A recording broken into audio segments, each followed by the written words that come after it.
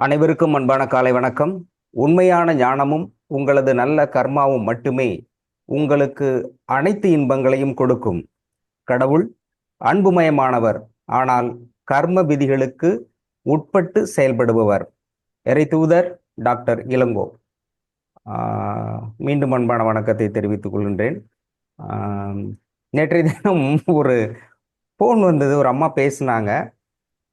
பேசும்பொழுது ஃபோன் எடுத்துட்டு நான் என்ன சொன்னேன், சண்முக சுந்தரி அம்மாவா பேசுறது, எப்படி இருக்கீங்க அப்படின்னேன். அவங்க உடனே, சார் நீங்க கடவுள் சார் அப்படின்னாங்க. கடவுளா? நம்மள மனுஷன் நேரமாக ஒத்துக்க மாட்டேங்கிறாங்க. இதுல எப்படிமா கடவுள்னு வேற சொல்றீங்க அப்படின்னா, அவங்க சொன்னாங்க, இப்பதான் முதல்ல நான் உங்களுக்கு ஃபோன் பண்றேன், எடுத்த உடனே என் பேரை இவ்வளவு கரெக்டா சொல்றீங்களே அப்படின்னாங்க. அது ஒரு பெரிய விஷயம் இல்லை, ட்ரூ காலர் இருக்கு, அதுல முன்னாடியே உங்க பேர் வந்துருது, அதை வச்சுதான் அம்மா சொன்னேன் அப்படின்னு. அப்புறம் தான் சொன்னாங்க, ஒரு மாசத்துக்கு முன்னாடி தான் என் பையன் இதை வாங்கிட்டு வந்தான், அது எப்படின்னு தெரியாது, கால் வந்து அட்டன் பண்ணுவேன், ஃபோன் போடுவேன், இந்த யூடியூப் பார்த்துக்கிட்டு இருந்தேன், ஐயாவோட இதை பார்த்தேன், சரி பேசணுங்கிறதுக்காக கால் பண்ணேன் அப்படின்னாங்க. இந்த நேரத்துல அவங்க பையனுக்கு நம்ம நன்றி சொல்லணும், இல்லை நான் சொல்லணும். ஏன்னா அவங்க அம்மா பேரை வச்சிருக்காரு, மாத்தி நயன்தாரான்னு வச்சிருந்தாருன்னு வச்சுக்கங்க. நான் என்ன சொல்லிருப்பேன், ஹலோ நயன்தாராவா வணக்கம் இருப்பேன். அந்த மாதிரி நான் சொல்லியிருக்கேன், உனக்கு இதே வேலை பொழப்பா இருக்கு போல இருக்கு, இதை விட்டா வேற வேலை பொழப்பே இல்லை போல இருக்கு.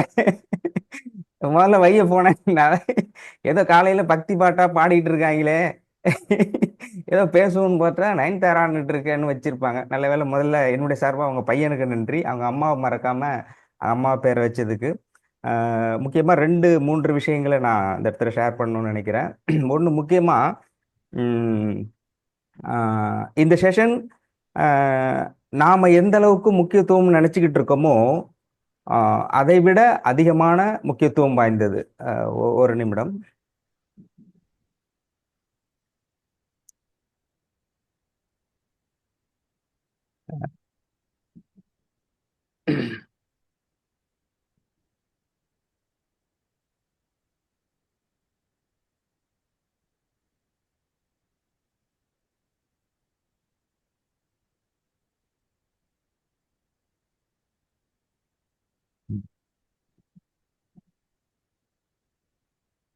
ஓகே. நாம் எந்த அளவிற்கு இந்த வகுப்பு கர்மாற்றல் சிகிச்சை முக்கியம் அப்படின்னு நினைச்சுக்கிட்டு இருக்கோமோ அதை விடவும் மிகுந்த முக்கியத்துவம் வாய்ந்தது. காரணம், மதுரையிலிருந்து ஒரு அம்மா எனக்கு நேத்திக்கு ஃபோன் பண்ணாங்க. ஃபோன் பண்ணிட்டு நான் எடுத்த உடனே அவங்க என்ன சொன்னாங்கன்னா, நான் கடவுளை கும்பிட்டுட்டு இருந்தேன், இது ஃபோனை எடுத்துடணும் அப்படின்னு நினச்சிக்கிட்டு அப்படின்னு சொன்னாங்க. இல்லைம்மா, எப்பயும் எடுப்பேன், நான் யார் எந்த கால் வந்தாலும் எடுப்பேன். சில கால் நான் எடுக்காததுக்கான ஒரு 100% எந்த சூழல் எப்போ வந்தாலும் எடுப்பேன். எடுக்க முடியல, எடுக்கல அப்படின்னா ஒரே ஒரு ரீசன், ஏற்கனவே அவங்கள்ட்ட நான் பேசியிருப்பேன். 2வது முறை அவங்க கால் பண்ணும்பொழுது அவங்களுக்கு ஏற்கனவே அந்த பதில் சொல்லியிருப்பேன். ஃபோன் பண்ணாலும் அந்த பதில் தான் சொல்கிற மாதிரி இருக்குங்கிற சூழலில் மட்டும்தான் அந்த மாதிரி கால்ஸ் எடுக்க மாட்டேன். அதுவும் வந்து மேக்ஸிமம் எடுத்துட்டு ஏற்கனவே சொன்னது டாக்டர்கிட்ட பேசிட்டு சொல்கிறேன்னு சொல்லுவோம், அவ்வளோதான். மேக்ஸிமம் 99.9% எந்த காலையும் அவாய்ட் பண்ணுறதில்ல. Because of I know that most important calls from somebody unknown person. ஏதோ ஒரு ஆன்மா எதுக்காவது பேசும் அப்படிங்கிறது டாக்டர் சொல்லியிருக்கிறாங்க, அதனால் எனக்கு தெரியும். அப்போ அவங்க சொல்லிட்டு அவங்களுடைய மகளுக்கு பிரெயின் ப்ராப்ளம், எந்த நேரத்தில் வேணாலும் எதுவும் நடக்கலாம் அப்படிங்கிற சூழல், அவங்கள காப்பாற்ற வேண்டிய பொறுப்பு ஏற்கனவே முடியாது அப்படின்னு சொல்லிட்டு அந்த மாதிரி ஒரு சர்ஜரி பிரெயினில் பண்ணணும் அப்படின்னா 11 லட்சம் கிட்டத்தட்ட செலவாகுதுங்கிற, இங்கே எதுவும் முடியலங்கிற பட்சத்தில் அவங்க கேரளாவுக்கு போகிறதுக்கு ஏற்பாடு பண்ணிட்டு இருக்கிறாங்க. அந்த அந்த பேச்சுவார்த்தை நடத்தி அங்கே கிளம்புறதுக்கு முன்னாடி கடவுள்கிட்ட வேண்டிட்டு எனக்கு ஃபோன் பண்ணுறாங்க. எனக்குன்னா டாக்டர்கிட்ட பேசணும், த்ரூ என்கிட்ட பேசிட்டு டாக்டர்கிட்ட பேசணும் அப்படிங்கிறது.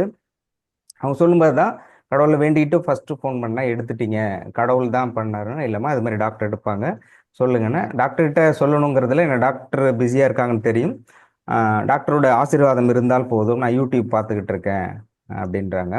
அதாவது இங்கே நேரலையாக இருந்து இதில் மூலமாக பயன்பெறுபவர்கள், இதை புரிந்து கொள்பவர்கள் அப்படிங்கிறதையும் தாண்டி டைரெக்டாக நம்ம லைவ்ல வரல, பார்க்கல, நேரடியாக பேசலை. ஆனால் அப்படிப்பட்ட ஆன்மாக்களும் இதனுடைய உண்மை தன்மையை உணர்ந்து அதன்படி செயல்படக்கூடியவர்கள் இருக்கார்கள் அப்படிங்கிற விஷயம் அவர்கள் மூலமாக தெரிந்து கொள்ள முடிகிறது. அதனால இந்த இந்த செஷனோட இம்பார்ட்டன் அப்படிங்கிறது தெரியும். இருந்தாலும் மற்றவர்கள் சொல்லும்பொழுது இது முக்கியத்துவம் என்னால் புரிஞ்சிக்க முடியுது. எதற்காக இதை சொல்றேன்னா, டாக்டர் சொன்னது இறைவன் கொடுத்து சித்தர்கள் சொல்லக்கூடிய இறை செய்தியே நாளுக்கு ஒவ்வொரு நாளும் சொல்லிட்டு இருக்கிறார். அப்படி சொல்லும் பொழுது கூட இறை செய்தியை விடவும் இறையை பற்றி தரையில் இருக்கின்ற மக்கள் புரிந்து கொண்டதை அனுபவமாக சொல்வது மிக முக்கியம். அப்படிங்கிறதுனால தான் தொடர்ந்து 5-6வது நாள் டாக்டர் வரல. அப்போ இந்த நேரத்தை, இந்த பொன்னான நேரத்தை மிகச் சரியாக நீங்கள் பயன்படுத்தி கொள்ள வேண்டும். அதே போன்று இதில் தன்னுடைய கருத்துக்களை தெரிவிப்பவர்கள் ரத்தின சுருக்கமா உங்களுக்கு அளவு முழு சுதந்திரம் உண்டு. எதுக்குமே ஹைடன்ஸ் வேண்டாம் அந்த மாதிரி சொல்லியிருக்கிறாங்க, சித்தர்களும் சொல்லியிருக்காங்க. என்னுடைய அனுபவம் அப்படிங்கிறது முக்கியம். இது காலம் கடந்து இந்த மண்ணில் கடைசி மனிதர்கள் இருக்கின்ற வரை, கடைசி மனிதன் இருக்கின்ற வரை இந்த கருத்து செல்லும் அப்படிங்கிற தெளிவான கருத்து சொல்லியிருக்காங்க. அப்பளுடைய உங்களுடைய கருத்துங்கிறது மிக தெளிவாக, வாட் இஸ் யுவர் நேம் அப்படின்னா மை நேம் இஸ், அவ்வளோதான். வாட் அபவுட் யூ அப்படின்னா தான் எக்ஸ்பிளனேஷன். ஒரு நேம்னா நேம். நான் இந்த வகுப்பில் கற்றுக்கொண்டது மன்னிப்பை மன்னிப்பு கேட்கணும்னு டாக்டர் சொல்லியிருக்கிறாங்க. மன்னிப்பு கேட்டேன், அதனால இது நடந்தது அப்படிங்கிறது. Yes, action to reaction. இது நான் கேட்டேன், இது நடந்தது. தான தர்மம் செய்யணும்னு நினைந்தாங்க, நான் செஞ்சேன். எதிர்பார்ப்பு இல்லை, ஆனாலும் இது நடந்தது. யாரிடம் மன்னிப்பு கேட்டேன், என்ன நடந்தது? கொஸ்டின் ஆன்சர், ஒன் வேர்டு தான். அந்த ஒன் வேர்டில் உங்களுடைய அனுபவத்தை பகிர்ந்துக்கிறீங்க. இதை சார்ந்து மட்டுமே போனால் மிகச் சிறப்பாக இருக்கும் அப்படின்னு என்னுடைய அன்பான வேண்டுகோளை வைத்திருக்கிறேன். அதே மாதிரி ஒரு கேள்வியும் வச்சிருக்கேன். டாக்டர் சொல்லியிருந்தாங்க, அதாவது செப்டம்பர் 19 டாக்டர் சொன்னாங்க, என்ன ஞாபகம் ஏதாவது இருக்கா யாருக்காவது? முக்கியமான ஒரு இம்பார்ட்டன்ட் அப்படின்னு சொல்லியிருந்தாங்க. எனிபடி? ரைட், செஷன் முடிச்ச உடனே சொல்கிறேன் டாக்டர் மோஸ்ட் இம்பார்ட்டன்ட் அப்படின்னு. இப்படி தான் நம்ம நிறைய இது மிஸ் பண்ணுறோம். அதுக்காக இதை சொல்கிறேன். செஷன் முடியும் போது அதை பற்றி சொல்கிறேன். யாராவது தெரிஞ்சால் என்ன சொன்னாங்க டாக்டர், அது எப்போ முடிஞ்சுது, என்ன சொன்னாங்க, என்ன செஞ்சால் என்ன நடக்கும்னு சொன்னாங்க அப்படிங்கிறத முடிஞ்சால் சொல்லுங்கள். இப்போது நிறைய பேர் சொல்லியிருந்தீங்க, வேறு யாராவது பதிவு பண்ணணும் அப்படின்னா சொல்லலாம், ஹேண்ட் ரைஸ் பண்ணுங்கள். நான் வரிசையாக கூப்பிடுறேன். இப்போ தமிழ்மணி அம்மா தன்னுடைய கருத்தை சொல்லுவாங்க, ஏற்கனவே சொல்லியிருக்கிறாங்க. தமிழ்மணி அம்மா சொல்கிறேன், நீ ஹேண்ட் ரைஸ் பண்ணுங்க, வரிசையாக கூப்பிடுறேன். வணக்கம்மா. எல்லாருக்கும் வணக்கம் ஐயா. வணக்கம் ஐயா, ஏற்கனவே சோசியல் வெல்ஃபேர்ல வேலை பார்த்துட்டு ரிட்டையர்ட் ஆகி கிட்டத்தட்ட 10 வருஷம் வீட்டில் இருந்தேன். அதுக்கப்புறம் அடியானுக்கு மறுபடியும் ஒரு கவர்மெண்ட் வேலைங்கிற மாதிரி கிடைச்சிட்டு கோர்ட்டில் வேலை செஞ்சுட்டு இருக்கிறேன். என்னுடைய வயசை நீங்களே தீர்மானம் பண்ணிக்கங்க. ரிட்டையர்ட் ஆகி மறுபடியும் 10 வருஷம் வீட்டுக்குள்ள இருந்துட்டு அப்புறம் இப்போ வேலைக்கு போயிட்டு இருக்கிறேன். இப்போ வேலை கிடைச்சிருக்கிறது இறைவனுடைய கருணையினாலதான். அது ஒரு இல்ல, உங்களோட ஹைலைட்டு பாயிண்ட் 70 வயசு ஆகக்கூடிய அம்மா தமிழ்மணி அவர்கள். 70 வயதுல, நான் ஏற்கனவே சொல்லியிருந்தேன், 70 வயதுல வேணாம், 70 வேணாம், ஸ்கூல் காலேஜ் படிக்கிறவங்களே 7 மணிக்கு எழுந்திருக்கிறதே கஷ்டம். அது மேரேஜ் ஆனால் சுத்தம். சிலது குழந்தை பிறந்த அந்த மாதிரி இருந்தால் எழுஞ்சி அவங்க வீட்டு வேலை செய்கிறதே கஷ்டம். 30 வயசை கிராஸ் பண்ணி ஒருத்தர் நல்லபடியாக வீட்டில் நடமாடுறாங்கங்கிறதே அதுக்கே கோயில் கட்டி கும்பிடலாம். ஆனால் அந்த சூழலில் 70 வயது கடந்து தன்னுடைய வேலையை அதிகாலையில் 3 மணியில் தொடங்கி, இது நீங்கள் சொன்னால் இன்னும் நல்லா இருக்கும்னு நினைக்கிறேன். இந்த பாயிண்ட் ஆஃப் வியூவில் சொல்லுங்கள். ஏன்னா இது வந்து ரெக்கார்டுங்கிறது உங்களுடைய வாய்மொழியாக இருக்கிறது மிகச்சிறப்பாக இருக்கும். ஓகே, சொல்லுங்கம்மா. ஏற்கனவே காலையில் 5 மணிக்கு எந்திரிச்சு நான் பூஜை செஞ்சுட்டு இது பண்ணிட்டு இருந்தேன். ஆனால் இந்த கிளாஸுக்கு சேர்ந்ததுக்கப்புறம் 3 மணிக்கே எனக்கு அலாரம் வைக்காமையே தூக்கம் தெளிஞ்சிரும். எந்திரிச்சு நம்ம குளிச்சுட்டு இந்த வேலையை சாமி கும்பிட்டுட்டு கிளாஸில் கரெக்டாக அமர்றதுக்கு சரியாக இருக்கும். இந்த இது ஐயாவுடைய கிளாஸுக்கு வந்ததுக்கப்புறம் தான் 3 மணிக்கு எழுந்திருக்கிறேங்கிறத ஒரு நல்ல சந்தர்ப்பமும் வாய்ப்பும் இறைவன் கருணையினால கிடைச்சிது. அதனால இப்போ காலையில் எந்திரிக்கிறதுனால டிவைன் எனர்ஜி நல்லா கிடைக்குது, நாள் முழுவதும் நல்லா சுறுசுறுப்பாக இருக்க முடியுதுங்க ஐயா. அடுத்தது தீபம் ஏற்றி வழிபட்டது ஐயா சொல்லி கொடுத்தாங்க. அதை தீபம் ஏற்றி எப்பவுமே ஏற்றி வழிபட்டாலும் அதில் இன்னும் மறுபடியும் மேலே போகிற ஒரு ஒரு சந்தர்ப்பம் நாள் முழுவதும் தீபம் ஏற்றுற மாதிரி இந்த இது சொல்லி கொடுத்தாங்க. அதன் மூலம் நல்ல மகிழ்ச்சியும் சுறுசுறுப்பாக இருக்கிறது, நல்ல வீட்டில் நல்ல மனமாற்றம் ஏற்பட்டிருக்குங்க ஐயா. வீட்டில் பாசிட்டிவ் எனர்ஜி நிறைய இருக்கிறது, நல்ல அந்த பாசிட்டிவ் வைப்ரேஷன் இருக்கிறதும் நல்லா தெரியுதுங்க ஐயா. அடுத்தது ஐயா வந்து தர்மம் செய்யறதை பற்றி சொல்லியிருந்தாங்க.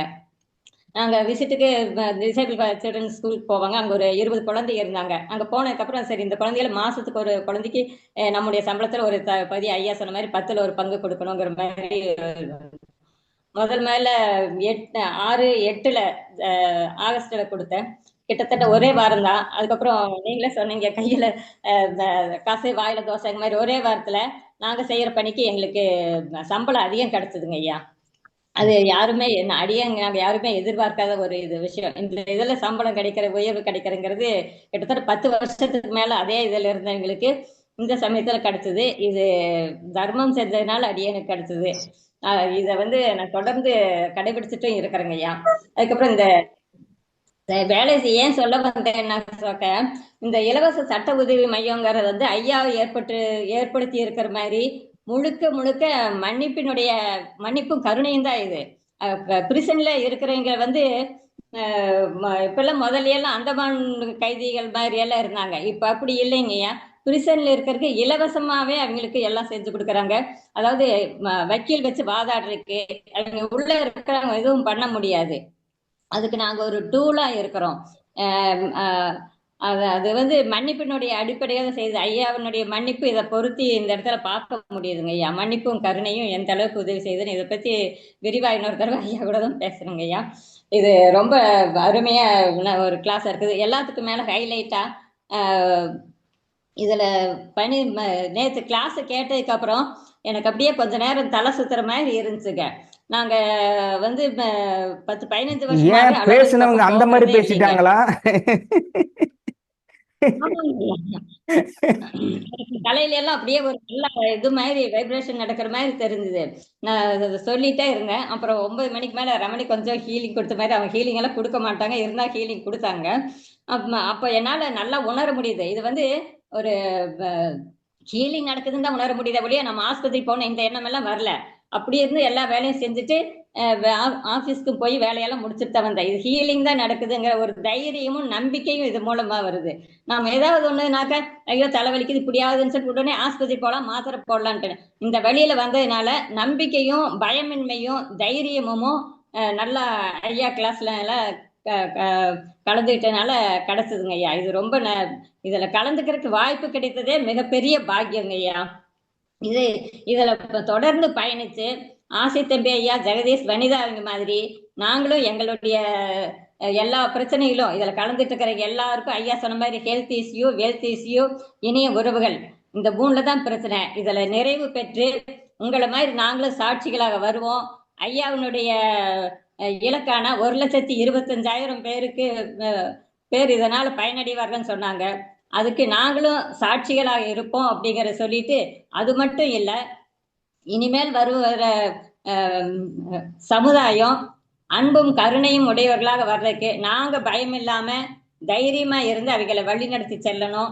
அந்த ஒரு இது எல்லாருக்கும் புரிதல் வரணும் அப்படிங்கிற ஒரு இதையும் வேண்டிட்டு நாங்களும் இதை தொடர்ந்து பயணிப்போம். நம்பிக்கையோட எல்லாரும் நல்லா இருக்கணுங்கிற ஆசையும் இறைவனுடைய திருவள்ளுக்கும் நன்றி செலுத்தி இதை நல்லபடியா வழி நடத்தி செல்ற இளங்கோ ஐயா அவர்களுக்கும் உங்களுக்கும் நாங்க ரொம்ப இந்த நேரத்தில் நன்றி செலுத்த கடமைப்பட்டிருக்கிறோம்.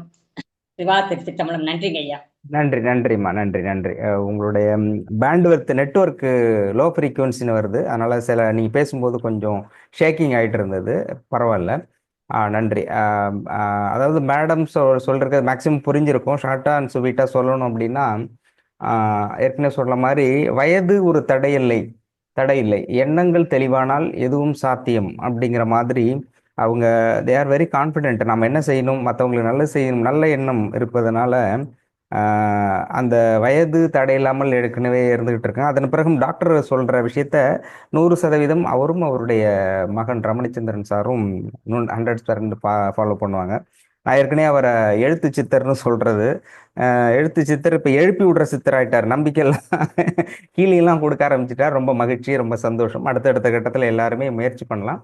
ஹீலிங் பண்ணுறதுக்கு முன்னாடி சில ப்ரொசீஜர் இருக்குது, அதை ஃபாலோ பண்ணிட்டு ஷீல்டு பாதுகாப்பு அப்படிங்கிறது அந்த இது அதெல்லாம் சார் சொல்லுவாங்க. அடுத்த கட்டத்தில் அதை படிப்படியாக ஃபாலோ பண்ணலாம். தொடர்ச்சியாக உங்களுக்கு நிறைய அதில் ரொம்ப ஹைலைட்டாங்கிறது தான தர்மம் அப்படிங்கிற விஷயத்த ஹைலைட் பண்ணியிருக்கீங்க. அதாவது 10 ஆண்டுகள் இந்த ஏஜில் 10 ஆண்டுகளுக்கு ஒருத்தர் வேலை வாய்ப்பு கொடுக்கறதுங்கிறதே பெரிய விஷயம். அதில் இன்க்ரிமெண்ட் அப்படிங்கிறது எதிர்பார்க்க முடியாத ஒரு சூழல். அப்படி இருக்கும்போது ஐயா சொல்கிறாங்க, இந்த மாதிரி தான தர்மம் தான் நம்ம எதிர்பாராத விஷயம் வரும். தான தர்மம் ஒரு செலவாக அதை நீங்கள் நினைக்கக்கூடாது. உங்களுடைய வருமானத்தில் என்னுடைய பர்சனல் மொபைலில் நான் போட்டிருக்கிறது, உங்களுடைய செலவுன்னு இருக்கு இல்லையா, உங்களுடைய வருமானத்தில் முதல் செலவு என்பது தர்மமாகட்டும். அது செலவாக இருக்காது, அது வருமானம், அது உங்களுடைய சேவிங், உங்களுடைய முதல் சேமிப்பு, உங்களுடைய முதல் சேமிப்பு தர்மமாக இருக்கட்டும் அப்படின்னா. அப்போ தர்மம் செஞ்சால் அது எப்படி சேவிங்காக மாறும்? சேவ் பண்ணால் தானே சேவ், அப்படி இல்லை. நீங்கள் சேவ் பண்ணீங்கன்னா இப்போ செலவு பண்ணிடுவீங்க. ஆனால் தர்மமாக செய்தால் உங்களுக்கு எப்போ பாதிப்பு வருகிறதோ, உங்களுக்கு எப்போது கயறு நிலை, நமக்கு யாருமே இல்லை என்கின்ற நிலை வருகிறதோ, அந்த நிலையில் உங்களை காப்பாற்றுவது நீங்கள் செய்த உங்களுடைய தர்மம். அப்போ இந்த தர்மம் என்பது ஒருடைய சேமிப்பினுடைய மிகச்சிறந்த, ஆகச்சிறந்த, உலகத்தின் மிகச்சிறந்த ஒரு சேமிப்பு என்றால் அது தர்மம். அப்போ எந்த நேரத்திலும் உங்களுக்கு யாரும் எதுவும் யாரும்னா இறைவன், இறைவனை தவிர வேறு யாராலும் கொடுக்க முடியாது கயிறு நிலை, நமக்கு யாருமே எதுவுமே இல்லை அப்படிங்கிற ஒரு சூழல்ல நீங்க இருக்கிறீங்க அப்படின்னா, அந்த சூழலில் உங்களை காப்பாற்றக்கூடியதும் உங்களை கைத்தேற்றுவதற்காகவும் கை கொடுப்பதற்காகவும் இருக்கக்கூடிய மிகப்பெரிய சேமிப்பு அப்படின்னா தர்மம். அப்போ அம்மா வந்து தான தர்மம் செய்யும் பொழுது அப்போ எதிர்பாராத விதமாக அவங்களுடைய சேலரியிலேருந்து இன்க்ரிமெண்ட் வருது. அதை விட எனக்கு ரொம்ப பெரிய விஷயம் என்னன்னா, ஏற்கனவே இந்த கிளாஸ்ல ஸ்டார்டிங்ல வரும்போது அப்போ இது கொஞ்சம் ஒரு இந்த இந்த பணம் சார் சொன்னார், ஒரு ஒரு ஒரு அமௌண்ட், இந்த அமௌண்ட் எடுத்து ஃபர்ஸ்ட் ப்ரேயரில் வைங்க, ப்ரேயரில் வச்சுட்டு அதை கண்டினியூவாக லாங் டேர்மாக இருக்கணும், அது எப்பயுமே எடுக்கக்கூடாது அப்படின்னு. சரி, அப்போ சொன்னார், நீங்கள் சின்ன தொகையை எடுத்து வைங்க, அவசர அவசரத்தில் அதை எடுத்துருவீங்க அப்படின்னாங்க. சின்ன தொகைன்னா 10 ரூபா 20 ரூபா இந்த ரேஞ்சில் தான். நம்ம கொஞ்சம் அதிகமாக எடுத்து வைப்போமேன்ட்டு 500 புதுசாக எடுத்து ஸ்டிக்கர் போட்டு ஒட்டி டைரியில் வச்சுட்டு நோட்டில் எழுதி ரெடி ஆகிட்டேன்.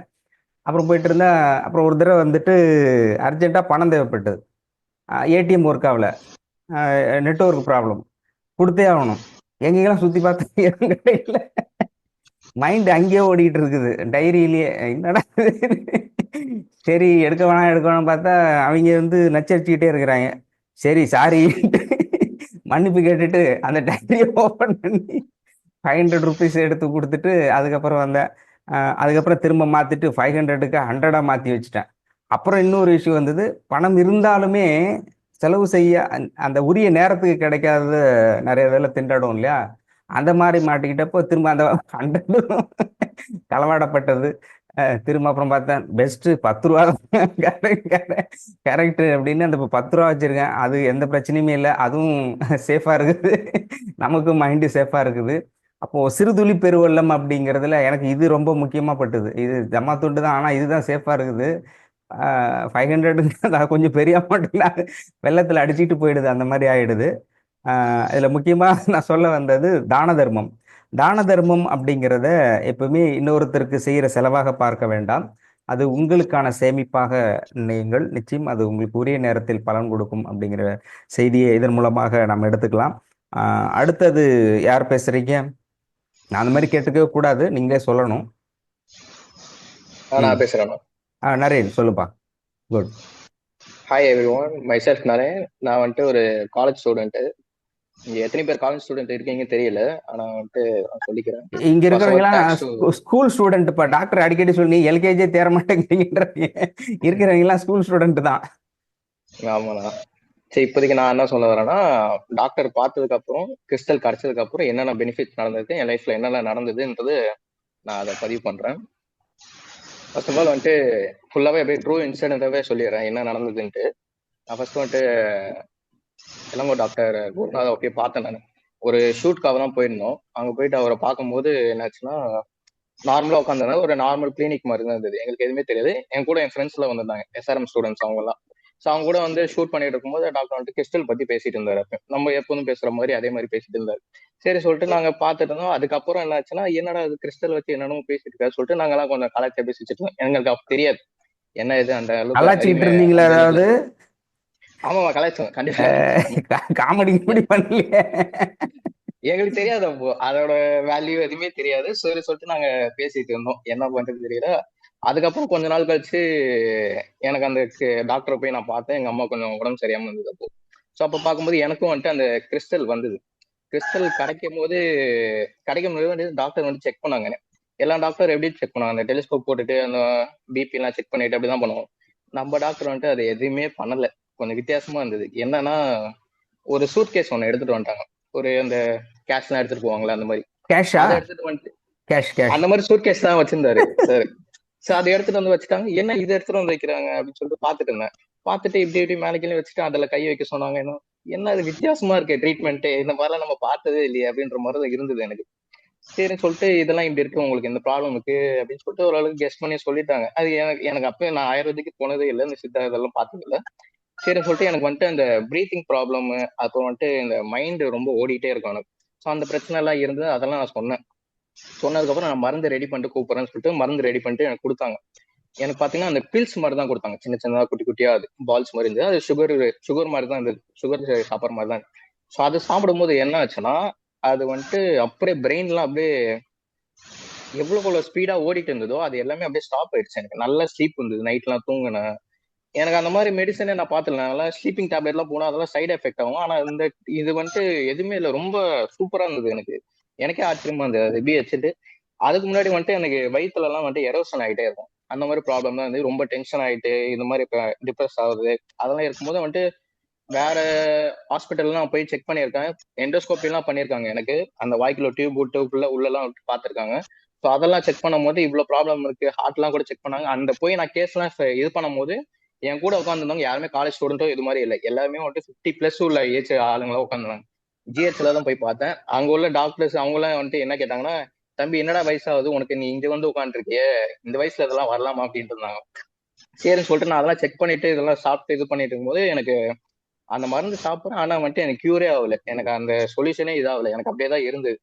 அதுக்கப்புறம் டாக்டர் பார்த்தா அது அவங்க ஒரு மெடிசன் கொடுத்தாங்க. அது சாப்பிட்டா கரெக்டா 3 மாசத்துல வந்துட்டு அது கியூர் ஆயிடுச்சு. அது எப்படி ஆச்சு என்னன்னே அது இன்னும் கூட எனக்கு மேஜிக்கா தான் இருக்கு. இதெல்லாம் போவே போகாது, இது அப்படியே தான் இருக்கும், நம்ம லைஃப் ஃபுல்லா அப்படியே தான் இருக்கும், நம்ம சாப்பிட்டுட்டே தான் இருக்கணும் மருந்துன்னு நினைச்சேன். அதெல்லாம் அப்படியே கியூர் ஆயிடுச்சு. அதுக்கப்புறம் என்னாச்சுன்னா எனக்கு கிறிஸ்டல் கிடைச்சது கொஞ்ச நாள் கழிச்சு. எனக்கு கிறிஸ்டல் பத்தி எதுவுமே தெரியாது. எனக்கு அது எப்படி இருக்கும், என்ன இது பண்ணும், அது எவ்வளவு வேலை காட்டி நம்ம லைஃபை மாத்தோம், எதுவுமே எனக்கு தெரியாது. அது வந்தது. ஆனா ஃபர்ஸ்ட் ரூல் எனக்கு குருநாதர் போட்ட ரூல் என்னன்னா, நீங்க நான்வெஜ் சாப்பிடக்கூடாது அப்படின்ற மாதிரி போட்டாங்க. என்னடா இது நான்வெஜ் சாப்பிடக்கூடாதுன்ட்டாங்களே, நம்ம சின்ன வயசுல இருந்து கறி எலும்பு சாப்பிடாம இருந்ததே கிடையாது. ஏன்னா அது என்னன்னா ஒரு சாப்பாடே இறங்காது. ரத்த அது ஃபியூச்சர்லயும் வாடல்லைன்னா நமக்கு சுத்தமா இறங்காது. ஆமா இறங்காது. அது ஃபியூச்சர்லயும் பிளான் பண்ணி வச்சிருந்தேன் நான். ஃபாரின்லாம் போயிட்டு இந்த காக்கரோச்சு அது இது பாம்பு கறி ஒட்டகம் எல்லாத்தையும் சாப்பிடணும், அடப்பா. காசிக்கு போயிட்டு மனுஷக்கறி பாத்துடணும் அப்படின்ற மாதிரி பெரிய பிளானா போட்டு வச்சிருந்தேன் அடே நான். அப்பா. அதுக்கப்புறம் பார்த்துட்டு இது என்ன புது ரூலா இருக்கு, சாப்பிடக்கூடாதுன்றாங்க ஏன்னு தெரியல அப்படின்னு. சரி நான் சாப்பிடலன்னு சொல்லிட்டேன். அதுக்கப்புறம் வந்துட்டு வீட்டுல யாருமே சாப்பிடுறது இல்லை. ஆனா நான் சாப்பிட்டுட்டு இருந்தேன், தெரியாம தான் சாப்பிட்டுட்டு இருந்தேன். அப்புறம் ஒரு வாட்டி செக் பண்ண போகும்போதெல்லாம் வந்துட்டு டாக்டர் கேட்பேன், நீங்க நான்வெஜ் சாப்பிடுறீங்களா கேட்பாரு. இல்லையே அப்படின்னு. அப்படியா உண்மையிலே இல்லையா அப்படின்னு அதுலயே தெரிஞ்சிடும் தெரிஞ்சு போலட்டு ஒரு ஃபீல் ஆகும் எனக்கே.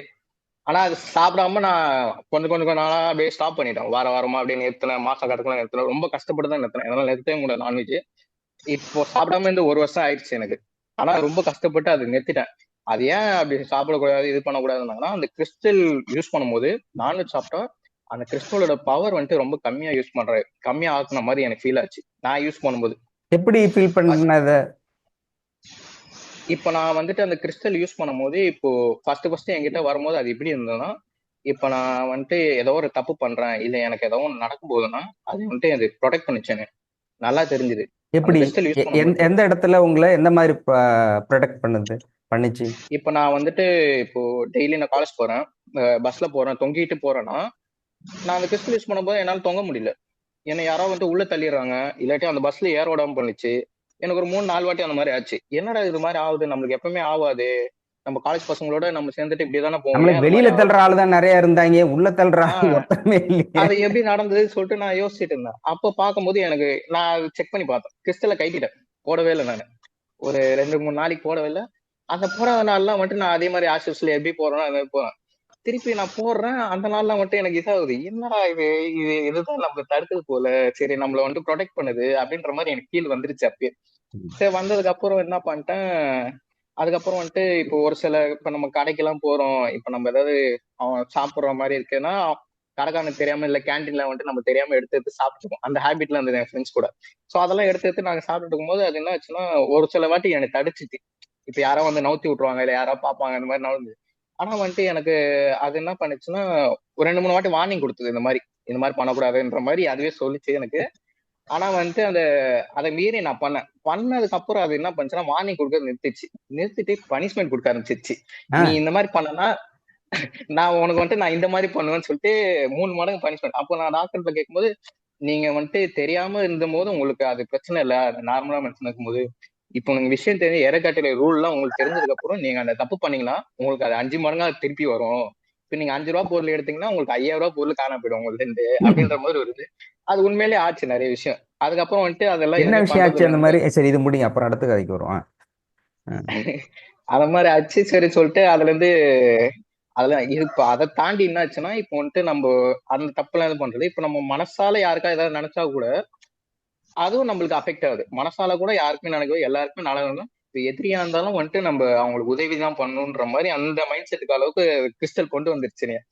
அது எப்படி ஆச்சு, என்ன பண்ணுச்சு, அது அவ்வளவு வேலை, இவ்வளவுதான் இருக்கு அந்த கிறிஸ்டல் செய்யுது. ஆனா அது ம். பண்ற வேலை வந்துட்டு ரொம்ப பயங்கரமான வேலையா பயங்கரமா இருக்கு. இருக்கு. விசித்திர குப்தனா இருக்கு போல இருக்கேன். நீங்க அதே மனசால மாதிரி நினைச்சு. சொல்லு.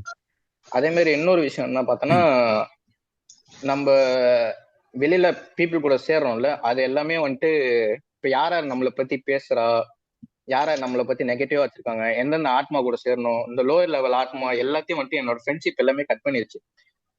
கட் பண்ணிட்டு யார் யாரெல்லாம் நம்மளை பத்தி நெகட்டிவா இருக்காங்க அவங்கள எல்லாமே காட்டி கொடுத்துச்சு கிறிஸ்டல் எனக்கு. அதே ம். மாதிரி வந்துட்டு அமாவாசை பௌர்ணமி எல்லாம் வந்ததுன்னா எனக்கு இது வந்துட்டு யார் யாரை காட்டி கண்டிப்பா கொடுத்தது? இப்போ வந்துட்டு இப்போ நீங்க இருக்கீங்கன்னா, இப்போ ஆசையான என்னையா? வந்துட்டு அட போய். சும்மா எக்ஸாம்பிள் சொல்றேன்னு வச்சுங்களேன்.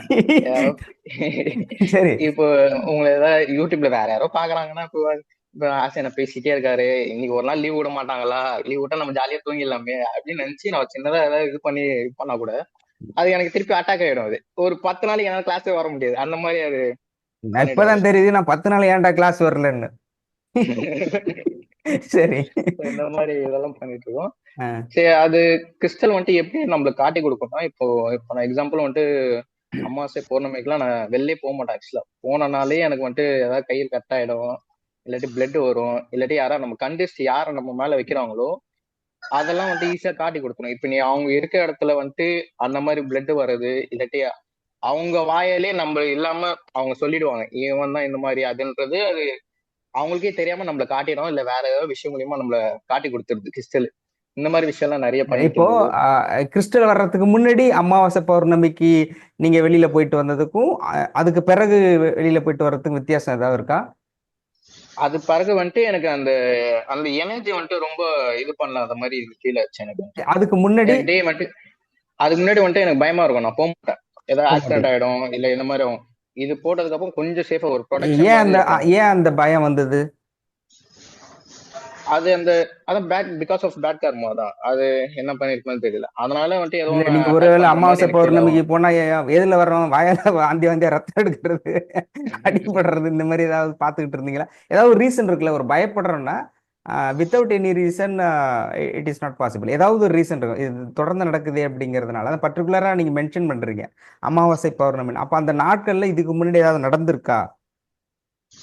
நடந்திருக்கு, எனக்கு நிறைய நடந்திருக்கு. இந்த ஏதாவது கை கட்ட ஆக்சுவலா அது டிஸ்டி மூலியமா வருதுன்னு நினைக்கிறேன். டிஸ்டியா இல்லாட்டி ஏதாவது நெகட்டிவ் எனர்ஜி நம்மள தாக்குதா, இல்ல நம்மள அறியாம இந்த முன்னோர்கள் அது மூலியமா ஏதாவது வருதான்னு தெரியல. ஆனா வந்துட்டு நடந்தது. ஆனா கிறிஸ்டல் வந்ததுக்கு அப்புறம் அன்னீசியா அது எல்லாமே அன்னீசியா ஃபீல். குறைஞ்சிச்சு. சில பேருக்கான ரீசன் தெரியாது, ஏதோ நடக்கும். அந்த மாதிரி நிறைய கேஸ் ஆமா. இருக்கு. அமாவாசைன்னா 2 நாளைக்கு முன்னாடியே தூக்கமும் இருக்கும். வராது. தூக்கம் வராது. அப்ப தூக்கமும் வராது. அமாவாசைன்னா உங்களுக்கு அதுவும் தூக்கம் டிஸ்டர்ப் வராது. பண்ணும். ஆமா, அதுவும் டிஸ்டர்ப் பண்ணிட்டே இருக்கும். ஸோ அந்த மாதிரிலாம் போயிட்டு இருந்தது. இது வந்ததுக்கு அப்புறம் அதெல்லாம் கம்மியாயிருச்சு. அப்ப எந்த கண்டுபிடிச்சிடலாம். எதையுமே இருட்டா இருக்குங்க, இல்ல நம்மளால தூங்கலைன்னா அது அமாவாசை தான் அப்படின்னு ஆமா சொல்லலாம். சிவராத்திரி தான் முடிவு பண்ணிக்கலாம். ஓகே. கிறிஸ்டல் கிடைச்சதுக்கு பிறகு கிறிஸ்டல் கல்ச்சர் எனக்கு நார்மல் ஆயிடுச்சு. எனக்கு அதெல்லாம் எதுவுமே தெரியல. எனக்கு டே டு டே அது நார்மலா எல்லாமே குறைஞ்சது. ஆக்சுவலா கொஞ்சம் கொஞ்சமா தான் குறைஞ்சது எனக்கு. ஆனா குறைஞ்சிருச்சு எனக்கு. நார்மலா தூங்குறீங்க. நார்மலா அந்த தூங்குவேன். எல்லாமே பயம் இல்ல, இதாயிருச்சு. பயம் இல்ல. Okay, right, good, continue. Doctor பார்த்து அதான் டாக்டர் ஏதாவது பண்ணாங்களா எனக்கு தெரியல. ஆனா வந்துட்டு ஏதோ ஒரு பவர் வந்த மாதிரி எனக்கு ஃபீல் ஆச்சு. எனக்கு ஓ, அதுக்கப்புறம் அது கொஞ்சம் கொஞ்சமா டே பை டே குறைஞ்சிருச்சு எனக்கு. Very good, very good. ஒரு கட்டத்துக்கு மேல வந்துட்டு இப்போ டாக்டர் ஒரு இது சொல்லியிருப்பாங்க. இப்போ நீங்க கிறிஸ்டல் எப்போ உங்க கை கிடைக்குதோ நீங்க மறுஜென்மம் எடுத்திருக்கீங்க, இன்னொரு பிறவி எடுத்துட்டீங்க, புதுசா உங்களுக்கு ஒரு லைஃப் வரப்போகுது அப்படின்ற மாதிரி சொல்லியிருப்பாங்க. அது வந்துட்டு 100% என் லைஃப்ல அப்படியே நடந்தது எனக்கு. அது என்ன ஆச்சுன்னா, ஃபர்ஸ்ட் ஸ்டாண்டர்ட்ல இருந்து 10th வரைக்கும் நான் வந்துட்டு எதுவுமே படிக்கவே மாட்டேன். ஜாலியா வெளில சுத்திட்டு அப்படியே தான் இருப்பேன். 10th போர்டு எக்ஸாம்ன்றதுனால தான் அப்ப படிக்கவே ஆரம்பிச்சேன். அப்பல இருந்து படிக்கல. அதுக்கப்புறம் காலேஜ் முடிச்சும் யாருமே இப்ப பேசிக் எதுவுமே படிக்காதவன். அதுக்கப்புறம் வந்துட்டு லைஃப்ல ஒரு சான்ஸ் கிடைச்சு நீங்க அது எல்லாத்தையுமே படிக்க ஆரம்பிச்சீங்க, எல்லாமே உங்களுக்கு சொல்லி தராங்க அப்படின்றது வந்துட்டு யாருக்குமே கிடைக்காது. இது எல்லாருமே வந்துட்டு காலேஜ் முடிச்சாங்கன்னா வேலைக்கு போயிடுவாங்க, அதெல்லாம் படிக்க மாட்டாங்க. அது படிக்கிற டைமும் இருக்காது அந்த அந்த ஏஜ் அப்போ எல்லாருக்குமே. ஸோ அது வந்துட்டு அது எனக்கு ஒரு கிஃப்டா கிடைச்சது. எங்க வீட்டுல எல்லாருமே ஆச்சரியமா பார்த்தாங்க. இவன் என்னடா அவன் படிச்சுக்கிட்டே இருக்கான் ஒரு நாள் ஃபுல்லா, வேற எந்த வேலையுமே செய்ய மாட்டேங்கிறான். ஆனா ஒரு 10 நிமிஷம் கூட புக் எடுத்து வைக்க மாட்டான். ஆனா வந்துட்டு ஒரு 8 மணி நேரம் 14 மணி நேரம் உட்காந்து படிச்சுக்கிட்டே இருக்கேன் நானு. அவ பார்க்கும்போது எங்க வீட்லயே ஷாக் ஆறாங்க. இவன் தானா, இல்ல என்ன ஆச்சு இவனுக்கு அப்படின்ற மாதிரி ஆயிடுச்சு. அதுக்கப்புறம் தான் பார்த்தேன் நானு. சரி, நம்ம ஆள் தான் வேலை பார்த்திருக்கு, கிறிஸ்டல் தான் அப்படின்ற மாதிரி எனக்கு. பரவாயில்ல. நான் அவன் இல்லைன்னு சொல்ல வேண்டியதானே. ஆனா பரவாயில்ல, நம்மால் படிக்கிறதே ஒரு அப்படியே ஆச்சரியமா பேரண்ட்ஸ் பாக்குற அளவுக்கு ஒரு பர்சன் இருக்காருன்னா ஆமா. நீங்க இந்த அளவுக்கு பர்சன் தான். ஓகே, பரவாயில்ல. இவ்வளவு இருந்தா நீ புத்தகத்தை 10 நிமிஷம் கூட தொட முடியாம தெரியும். இருந்து இந்த அளவுக்கு சுத்தமா என்னால உட்காரவே முடியாது. உட்காந்தானே டிஸ்ட்ராக்ட் ஆயிடுவேன். அந்த நேரத்துல என்னென்ன வேலை கொடுத்தாலும் அந்த வேலை எல்லாமே செய்வேனே தவிர அந்த புக் எடுத்து உட்கார வைங்க. நல்லா ஆனா வேலை வந்துட்டு வாங்கலாம் உங்ககிட்ட. வேலை வாங்கலாம். வேலை செஞ்சிருவேன். புக் உட்கார மாட்டேன்பா, நான் வேலை செய்யறேன்பா அப்படின்றப்பேன். ஆனா வந்துட்டு அவ்வளவு நேரம் உட்காந்து நான் படிக்க ஆரம்பிச்சேன் அப்போ. சரி, முதல்ல என்ன புக் படிக்கிறீங்க அது முதல்ல தெரிஞ்சுப்போம். இது கேட் எக்ஸாமுக்கு அது எல்லாமே மேக்ஸ், இந்த பழைய பேசிக்ஸ் எல்லாமே நான் படிக்க ஆரம்பிச்சேன். ஜெனரல் நாலேஜ் இந்த மாதிரி எல்லாமே படிக்க ஆரம்பிச்சேன். எல்கேஜில இருந்து திரும்ப ஆரம்பிச்சிட்டீங்க. ஆமா, ஃபர்ஸ்ட்ல இருந்து படிக்காத என்னென்ன விட்டதெல்லாம். விட்டுருந்தோம் ரொம்ப கஷ்டமா இருக்கு. இப்ப அதெல்லாம் ஏன்டா அதெல்லாம் விட்டோன்ற மாதிரி இருக்கு. ஏன்னா வெரி ஒரு குட். லெவலுக்கு மேல வந்துட்டு ஒரு சில பீப்புள் கிட்ட நான் மீட் பண்ணும்போது ஒரு லெவலுக்கு மேல என்னால வளர முடியல. அவங்களோட நாலேஜ், அவங்களோட எக்ஸ்பீரியன்ஸ் எல்லாமே ரொம்ப ஹார்டா இருக்கு. ஸோ அவங்க கூட இருக்கும்போது நம்ம நாலேஜா இருந்தா மட்டும்தான் நம்ம அவங்க கூட காம்படிட்டே பண்ண முடியும். ஏன்னா மேல லைஃப்ல ஏறி போயிட்டே இருக்கணும், ஒரே இடத்துல இருந்துடக்கூடாது. அந்த மாதிரி போகும்போது வந்துட்டு அது ரொம்ப கஷ்டமா இருந்தது எனக்கு. அப்பதான் எனக்கு தெரிஞ்சு நம்ம இவ்வளவு நாள் வந்துட்டு இவ்வளவு மக்காந்து இருக்கோமே அப்படின்ற மாதிரி இருந்தது. இப்போ இந்த கிறிஸ்டல் தான் எனக்கு எல்லாமே வழிகாட்டி எனக்கு டேவே பாசிட்டிவா ஆக்கிடுது. ஒரு டே வந்துட்டு எனக்கு நெகட்டிவாவே முடியாது. ஒரு டே வந்ததுனால எனக்கு பாசிட்டிவ் தான். எந்த இது வந்தாலும் எனக்கு அது ஃபேவரா தான் முடியும். எனக்கு அந்த பிரச்சனையே இல்லாம இருந்தது. முதல்ல மண்டை காஞ்சரி எதனால இந்த பிரச்சனை வருதுன்னு தெரியாது. இது அழகா ரூட் காட்டியது. என்னென்ன பண்ணும், எண்டு வந்துட்டு சக்சஸ் தான் முடியுது. டே எண்டு சக்சஸ் தான் எனக்கு கிறிஸ்டல் வந்ததுக்கு அப்புறம். சாப்பாட்டு விஷயங்கள் ஏற்கனவே சொல்லிருந்தீங்க. சாப்பிடுறது, சாப்பாட்டு செரிக்கிறது, அந்த மாதிரி விஷயங்களை முன்னாடி கிறிஸ்டலுக்கு அப்புறம், டாக்டர் பார்த்ததுக்கு பிறகு சாப்பாடு முடியும் அந்த கிறிஸ்டல் வாங்குறதுக்கு முன்னாடி பாத்தீங்கன்னா எனக்கு வந்துட்டு அந்த டைஜஷன் ப்ராப்ளம் தான் இருக்கும். நைட்டு நான் தூங்குறது லேட்டா இருக்கும். அப்புறம் ஏர்லி மார்னிங் ஏந்திரிக்கிறது பாத்தீங்கன்னா 12 மணிக்கு தான் ஏன்ச்சுன்னு இருப்பேன். Early 10 morning. மணி நம்ம ஏர்லி மார்னிங்கிறது 12 மணிக்கு தான். 12 மணிக்கு தான் சாப்பிடுறது. வந்துட்டு 2 மணி 3 மணி பிரேக்ஃபாஸ்ட் அப்படிதான் போயிட்டு இருந்தது. அப்புறம் இப்ப பாத்தீங்கன்னா எங்க வீட்டுல எல்லாருமே கிறிஸ்டல் யூஸ் பண்றாங்க. ஆக்சுவலா வந்துட்டு எங்க பாட்டி தான் லாஸ்டா கிறிஸ்டல் வாங்கினாங்க. நான் இந்த சேனல் நீங்க அந்த 48 days வந்துட்டு கிளாஸ் நடத்திட்டீங்களா, அப்போ உள்ளவரை பார்த்துட்டு இவன் ஏன் கிளாஸ் அட்டன் பண்றான், இவன் அந்த அளவுக்கு எல்லாம் இது கிடையாது, காலைல உட்காந்து அட்டன் பண்றானேன்னு சொல்லிட்டு எங்க பாட்டி அதை பார்க்க ஆரம்பிச்சாங்க. பாட்டி பார்த்துட்டு பாட்டி உள்ள விட்டாங்க, அவங்களும் கிறிஸ்டல் வாங்கிட்டாங்க. இப்ப வீட்டுல எல்லாருமே கிறிஸ்டல் வச்சிருக்காங்க. கிறிஸ்டல் வச்சிருந்து இப்போ என்ன பிரச்சனை ஆயிடுச்சுன்னா எல்லாம் எல்லாருமே வந்துட்டு பார்க்காதன்னு பார்க்க ஆரம்பிச்சிட்டாங்க. பார்க்க ஆரம்பிச்சிட்டாங்க. 3 மணிக்கு எந்திரிக்க ஆரம்பிச்சிட்டாங்க எல்லாரும். இப்ப எனக்கு வந்துட்டு ஒருத்தர் கிச்சன்ல லைட் போறாரு, ஒருத்தர் பாத்ரூம் கிடைக்க மாட்டேங்குது, காலையில எழுந்துச்சு பல்லு விளக்குறது அந்த மாதிரி போயிட்டு இருக்கு. அந்த அளவுக்கு 9 o'clock வீடே ஷட் டவுன் ஆயிடும். ஃபுல்லா எல்லாருமே படுத்துரும். என்ன ஆகுதோ இல்லையோ சாப்பிட்டுட்டு 8 மணிக்கு சாப்பிட்டுருவோம், 9 o'clock படுத்துரும். 3 மணிக்கு எல்லாம் எழுந்துச்சுறாங்க. அந்த மாதிரி போயிட்டு இருக்கு. சூப்பர் மாற்றம். எல்லாமே குருநாதா காலம் எல்லாம் ஓகே. எதுவும். தேங்க்யூண்ணா. நன்றி நன்றி, ரொம்ப அருமையா பேசுனீங்க. மலை சாரல் மாதிரி அடிச்சு நொறுக்குனீங்க. பர்டிகுலராக நான் கடைசி வரையும் எதிர்பார்த்தேன். இவ்வளவு புகழ்மிக்க ஒருத்தர் எங்க அம்மா அப்பா யாரு அப்படிங்கிற ஒரு ஹிண்ட் கொடுத்துருந்தா அவங்களும் பார்த்துட்டு இருக்கேன் கடைசியா நம்ம பேரை சொல்லுவாங்க. மரியாதைக்குரிய நண்பர் ஜெகதீசன் சாருடைய சன் அவங்க, ஜெகதீசன் வனிதாவோட சன் அவரு. பரவாயில்ல, எனக்கு தெரிஞ்சு உங்க அப்பா ஜெகதீசன் சார் பேசுனதை விட வனிதா மேடம் பேசுனதை விட நீங்க பேசுனது ரொம்ப சிறப்பா இருக்கு. நிறைய எனக்கும் சொல்லிலும் செயலிலும். சொல்றதுக்கு மன்னிக்கணும். இதுல ஒரே ஒரு பாயிண்ட் மட்டும் நான் சொல்லணும்னு ஆசைப்படுறேன். ம், 2-3 நாளைக்கு முன்னாடி, சாரி 2-3 நாள், கொஞ்ச நாளைக்கு முன்னாடி சார் வந்து இந்த விளக்கேத்துறது பத்தி சொல்லியிருந்தாங்க. ஆ எல்லாரும் வீட்டுல விளக்கேத்தணும் அந்த ஆ விஷயம் சொல்லியிருந்தாங்க. ஆ அப்ப நான் சும்மா சாதாரணமா அவர்கிட்ட கேட்டேன், எப்படி எதுக்காக விளக்கேத்த சொல்றாங்கன்னு தெரியுமா, ஏதாவது ஒரு ஐடியா இருக்குதா அப்படின்னு சொன்னேன். உடனே அவர் சொன்னாரு, இது கூட தெரியாது உங்களுக்கு, விளக்கேத்தினா தானே கனெக்டிவிட்டி வரும், டிவைனோட கனெக்டிவிட்டி நமக்கு அவங்க அருள் கொடுக்கணும் ஆசை கொடுக்கணும்னா எப்படி கொடுப்பாங்க, சோ இது ஒரு இன்டர்ஃபேஸ்க்கான ஒரு இதுதான் வந்து விளக்கேத்துறதோட பர்பஸ், அது தெரியாதா அப்படின்னாரு. என்னன்னா நான் அந்த தாட் உண்மையாவே எனக்கு தோணவே இல்லை. நார்மலா விளக்கேத்தணும்னா நார்மலா ஒரு டிவைனோட ஃபீல் அப்படிதான் நினைச்சேனே ஒழிய கனெக்டிவிட்டியை பத்தி நான் யோசிக்கவே இல்லை. அவர் கரெக்டா சொன்னார். சோ இது எப்படின்னா இதுதான் இது கிறிஸ்டலோட பெனிஃபிட்டா நான் பாக்குறேன். அது இருக்கிறதுனாலதான் அந்த தாட்டே வருது. அவர் சொன்னது எனக்கு ரொம்ப ஆச்சரியமா இருந்தது. தேங்க்யூ, அவர் பேசுனது ரொம்ப சந்தோஷம் எனக்கு. Thank you thank you much. Really, I thank to you, Mr. Jagadishan sir, because of each and every time you have used the word. எப்படி யூஸ் பண்றீங்கன்னா அவருன்னு தான் யூஸ் பண்றீங்க.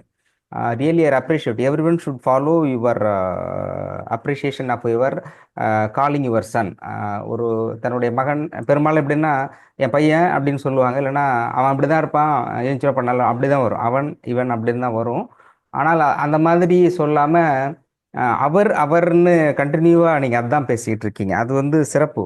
அது வந்து அப்போ அப்படி நீங்க கூப்பிடும்போது ஒரு காலகட்டத்துல அந்த பையனுக்கே அந்த செல்ஃப் ரெஸ்பெக்ட் வரும். நம்மளை வந்து நம்ம அப்பா அப்படி கூப்பிடுறாங்க அப்படின்னு. எனக்கு இந்த இது இருக்கு. எனக்கு தெரிஞ்ச வரை என்னுடைய லைஃப்ல வந்து எங்க அப்பாவோ எங்க அம்மாவோ வாடா அவன் இவன் சொன்னதே இல்லை. அதனால என்ன யாராவது பசங்க ஃப்ரெண்டு வந்து வாடானாலே எனக்கு கோவம் வரும், என்னடா இவன் உங்களை வாடா. அதுக்கப்புறம் நான் காலேஜில் வந்து தான் அந்த டா போடுற பழக்கமே வந்தது. இந்த செல்ஃப் ரெஸ்பெக்ட், மற்றவங்களை நம்ம கூப்பிடுறது, மரியாதை உள்ள வார்த்தைகளை கூப்பிடுறதும், நான் அதன் மூலமாக நமக்கு வந்து ஒரு மரியாதை கிடைக்கிறதும் இருக்குது இல்லையா. பயன்படுத்துகின்ற வார்த்தை அது ரொம்ப முக்கியம். கூப்பிடுற உறவு முறைகளில் கூப்பிடும்போது கூட அது வந்து இயல்பு தான். அவன் மரியாதை குறைவான சொல்லல, அது அன்பு மிகுதியாலும் சொல்லலாம். ஆனால் அப்படி அன்பு மிகுதியாலும் கூட அவர் அப்படிங்கிற வார்த்தை, மரியாதைக்குரிய வார்த்தை அப்படிங்கிறது எல்லா பெற்றோர்களும் தன்னுடைய மகனை மகளை பேரனை அப்படி கொண்டு அவர் அப்படின்னு சொல்லும்போது அவர்களை அறியாமலே அவர்கள் மீதான ஒரு சுய மரியாதை அவர்களுக்கு உருவாகிறது அப்படிங்கிற செய்தி மிகப்பெரிய அனுபவ செய்தியை பகிர்ந்து கொண்டதுக்கு நன்றி. அதே மாதிரி இன்னொரு விஷயம் அவர் சொன்னதும் மிக சாலச்சிறந்தது. விளக்கு ஏற்றுவதால் என்ன பயன் அப்படிங்கிறது, கடவுள் வருவார் அப்படி கிழக்கு ஏற்றணுமா மேற்கு ஏற்ற, அந்த விளக்குங்கிறது ரொம்ப நாள் ஓடிட்டு இருந்தது. அதில் எக்ஸ்ட்ராடினரி ஹைலைட் பாயிண்ட்டுங்கிறது இதுதான். இதுவும் உண்டு. இறைவனுக்கும் மனிதனுக்குமான ஒரு தொடர்பை ஏற்படுத்துகின்ற ஒரு ஒரு பாலமாக இருப்பது அந்த விளக்கு அப்படிங்கிறது உண்மையிலேயே புரிந்து கொண்டதனுடைய உச்சபட்சமாக பார்த்துக்கலாம். அருமையான புரிதல். குடும்பம் ஒரு கோவில்பாங்க இல்லையா, அந்த மாதிரி இது உங்களுடைய குடும்பத்தில் எல்லாருமே ஒரே சிந்தனை அப்படியில சேர்ந்து இருக்கிறதுங்கிறது நல்ல சிறப்பான அம்சமா இருக்குது. கருத்துக்களை பகிர்ந்து கொண்டமைக்கு ஜெகதீசன் சார் அவர்களுக்கும் இன்னும் 2 விஷயம்னா, நடுவில் நான் வந்துட்டு மெடிடேஷன் பண்ணிட்டு இருந்தேன் எப்பயுமே பண்ற மாதிரி. அதை எனக்கு இது ஒரு எக்ஸ்பீரியன்ஸ் நான் ஷேர் பண்றேன். என்ன ஆச்சுன்னா, எனக்கு கொஞ்ச நாள் பண்ண வந்துட்டு எனக்கு ஸ்பிரிச்சுவலா வந்துட்டு இந்த 6 மணிக்கு மேல வந்துட்டு இந்த ஒரு சில எனர்ஜி எல்லாம் உள்ள வர ஆரம்பிச்சுது, நெகட்டிவ் மாதிரி. அது வந்துட்டு கொஞ்சம் டிஸ்டர்ப் பண்ற மாதிரி எல்லாம் இருந்தது. ஸோ அது என்ன ஆச்சு, எனக்கு தொடர்ந்து வந்துட்டு ஒரு டெய்லி வந்துட்டு இருந்தது. கரெக்டா ஒரு 11 மணிக்கு வரும், 8 மணிக்கு ஒன்று வரும், நைட்டு 12 மணிக்கு வர்றது வந்துட்டு இன்னும் கொஞ்சம் இருக்கும். நாயெல்லாம் வேற குலைச்சிட்டே இருக்கும். சரி, எனக்கு அது வந்துட்டு ரொம்ப டிஸ்டர்ப் பண்ணிட்டு இருந்தது, தூங்க விடாம பண்ணிட்டு. ஸோ அப்போ வந்துட்டு நான் உங்களை தான் கான்டாக்ட் பண்ணேன். எனக்கு இந்த மாதிரி நடக்குது அந்த மாதிரி சொன்னேன். சொல்லிட்டு உங்கள்கிட்ட இருந்து எனக்கு ரிப்ளே வரல. அது என்ன ஆச்சுன்னா, அடுத்த நாள் வந்துட்டு அதுக்கான ஆன்சர் எனக்கு கிடைச்சிருச்சு. உங்கள்கிட்ட இருந்து ரிப்ளே வரல அந்த மெசேஜுக்கு. ஆனா வந்துட்டு அந்த ஸ்பிரிச்சுவலா தெரியுது, எல்லாமே வந்துட்டு மறந்துச்சு, எனக்கு அப்படியே கிளியர் ஆயிடுச்சு. அதாவது உங்களுக்கு அந்த மெசேஜ் இருந்து பாஸ் பண்ணாலே அது வந்துட்டு எனக்கு அப்படியே சால்வ் ஆயிடுது. அந்த மாதிரி ஒரு இது எனக்கு ஃபீல் பண்ணேன் நான் அன்னைக்கு. ஆமா, நீங்க போட்டிருந்தீங்க ஏன்னா அதுக்கு எனக்கே பதில் தெரியல. இல்ல நான் போட்டேன். நாய் குறைக்கிறதுக்கான எனக்கு பதில் இல்ல. பட் அது that is reason so much of think. Talk குறைக்கிறதுன்னு போட்டிருந்தீங்களா, மெசேஜ்ல அனுப்பியிருந்தீங்க, பேசல. டாக் வளைக்குது பிளஸ் வந்துட்டு அந்த ஸ்பிரிச்சுவலா எனக்கு அந்த பிளாக் கலர்ல உருவம் தெரியுது நைட்ல அப்படின்ற மாதிரி நான் போட்டிருந்தேன். எஸ், அந்த இது இருந்தது. பட் அதுல ஆஹ் 2 3 இருக்கு. எனக்கு அதை எக்ஸ்பிளைன் பண்றதுக்கு எக்ஸாக்டா தெரியல. எப்படின்னாக்க, ஒரு டாக் வந்து அன்வான்டா எதுவுமே நடக்காது. நடக்காது. ஆமா. ஒரு ஒரு விஷயம் நடக்குது. இப்போ நார்மலா இருக்கிற டாக் வந்து டாகோட நாய் குறைத்தல் இருக்கு இல்லையா, அது எப்பயுமே ம். ஒரே மாதிரி இருக்காது. அது குறைக்கிறதுங்கிறது, ஒரு நாய் இன்னொரு நாய் அந்த இடத்துக்கு வர்றது இல்லை. அது ஏற்கனவே நம்ம அந்த ஃபர்ஸ்ட் 48 டேஸ் செஷன்ல சொல்லியிருந்தேன். கொஞ்சம் தப்பா இருந்தாலும் சொல்லலாம். இப்போ நாய் வந்து கம்பத்தில் தான் யூரின் போகும். மற்ற விலங்குகள் எல்லாமே நார்மலா போகும்போது, நாய் அது ஏன் போகுது அப்படிங்கிறத சயின்டிஃபிக்கா எடுக்கும்போது, அப்போ ஒரு செய்தி நான் படிச்சதுன்னா, நாய்கள் என்னன்னா, அது எந்த இடத்துட்ட இருக்குதோ, அது தன்னுடைய எல்லை பகுதி அப்படிங்கிறத அங்க இருக்கிற புதுசாக வர்ற நாய்கிட்ட இன்டைரக்டா சொல்றதுக்கான ஒரு சமிஞ்சை. அது இங்க இருக்கிறேன் அப்படிங்கிறதுக்காக தான் யூரினரி அங்க பாஸ் பண்ணும். அப்போ இன்னொரு புதுசா ஒரு நாய் வருதுன்னா, ஆட்டோமேட்டிக்கா அந்த ஸ்மெல் வரும்பொழுது அது மேக்சிமம் அங்க வராது. அப்படி இல்லைன்னா தாண்டி போயிடும். அப்போ ஒவ்வொரு விலங்கும் ஒரு தன்னுடைய எல்லை பகுதியை இது வந்து வரையறுத்துக்கும். அதே மாதிரி கத்துறதுங்கும்போது, புதிதாக நாய் வந்தா கத்தும். தன்னுடைய கூடவே இருக்கிற நாய்கிட்ட கோபம் வந்தா கத்துறது. ஏன்னா அது அதனுடைய வேரியேஷன்ங்கிறது கத்துறதுல தானே. அந்த மாதிரி எந்தெந்த சூழலில் ஒரு நாய் வந்து தன்னுடைய குரலை மாற்றி ஒலிக்கிறது அப்படிங்கிற போர்ஷன்ஸ்ல அபவுட் அபவுட் த டாக்ஸ் அப்படிங்கிறதுல புக்ஸில் பார்த்தோம்னா அது போட்டிருப்பாங்க. அதில் பர்டிகுலராக அந்த வந்து நாய் வந்து நரி தான் ஊளையிடும்பாங்க. நம்ம ஊரில் வந்து நாய் வந்து ஊளையிடுது, அந்த விடியற் காலையில் கத்துறது, அந்த மாதிரி தொடர்ச்சியாக நார்மல் சவுண்டோட கண்டினியூவாக இழுத்து குரல் கொடுத்து சஸ்டெயின் பண்ணி கத்தும். அந்த போர்ஷன் மேக்சிமம் எல்லா டாகுமே அந்த மாதிரி ஒரு குரல்ல கத்தும். அந்த மாதிரி கத்துனா அதிலிருந்து ஒரு 7 நாட்களுக்குள், அந்த 7 நாட்கள் 7லிருந்து ஒரு வாரம் 2 வாரம் அதிகபட்சம் அந்த நாய் இருக்கின்ற அந்த பகுதியில ஏதாவது ஒரு அசம்பாவிதம் நடக்கும் அப்படிங்கிறது 100% ஷூர். அது நான் வந்து ஸ்பிரிச்சுவல் இதுல கனெக்டிவிட்டியில படித்தேன். அந்த மாதிரி நிறைய இடத்துல பார்த்துருக்கேன். அப்போ இது வந்து என் ஊர்ல இருக்கும்போது எங்க அம்மா சொல்லுவாங்க, இந்த மாதிரி நாய் கத்துது, இந்த மாதிரி கத்துனாக்க ஏதாவது நடக்கும், யாராவது இறந்து போயிடுவாங்க அப்படிம்பாங்க. அது மாதிரி வயதானவங்க ஏதாவது நடக்கும். அப்போ என்ன நடக்குது அப்படின்னா, அதாவது ஸ்பிரிச்சுவல் வேர்ல்டுல இருந்து ஒரு மரணம் நடக்குது அப்படின்னாக்க திடீர்னு நடக்கிறது இல்லை. டாக்டர் ஏற்கனவே சொல்லியிருக்காங்க. அப்போ அவர்களோட யார் மரணம் அடைய இருக்கிறார்களோ அவர்களுக்கு தொடர்புடைய ஆன்மாக்கள் அவங்களோட பேசுவாங்க, வருவாங்க. அந்த ஸ்பிரிச்சுவல் அல்லது அந்த வைப்ரேஷன்ஸ் அங்கே வரும்பொழுது அதை பின் பாயிண்டாக ஸ்மெல் பண்ணுறதுல நம்பர் 1 டாக் இருக்கும். டாக் வந்து அதை வந்து அனலைஸ் பண்ணிட்டு உடனே அந்த இடத்துல கத்த ஆரம்பிக்கும். ஈன சுரத்தில் கத்துதும்பாங்க. அந்த மாதிரி கத்த ஆரம்பிக்கும். அப்போது நீ இப்போ சொன்னது எனக்கு ஞாபகம் இருக்கு. அது எந்த டோன்ல கத்துறதுன்னு எனக்கு தெரியாது. அது லாங்குவேஜ் தெரியல. கத்துதுன்னு சொல்லியிருக்கேன். அது எந்த மாதிரி கத்துதுன்னு தெரியல எனக்கு. அது மாதிரி டாகுக்கு ஆப்போசிட்ல இருக்க டாகு இன்னொரு டாக் வந்ததுனால கத்துதா, இந்த டாகுக்குள்ளே பிரச்சனையா, இல்ல சோறு போடுற நாய் சோறு போடாம விட்டதுனால கத்துதா, அது சோறு யாராவது சாப்பிட்டுட்டாங்களா?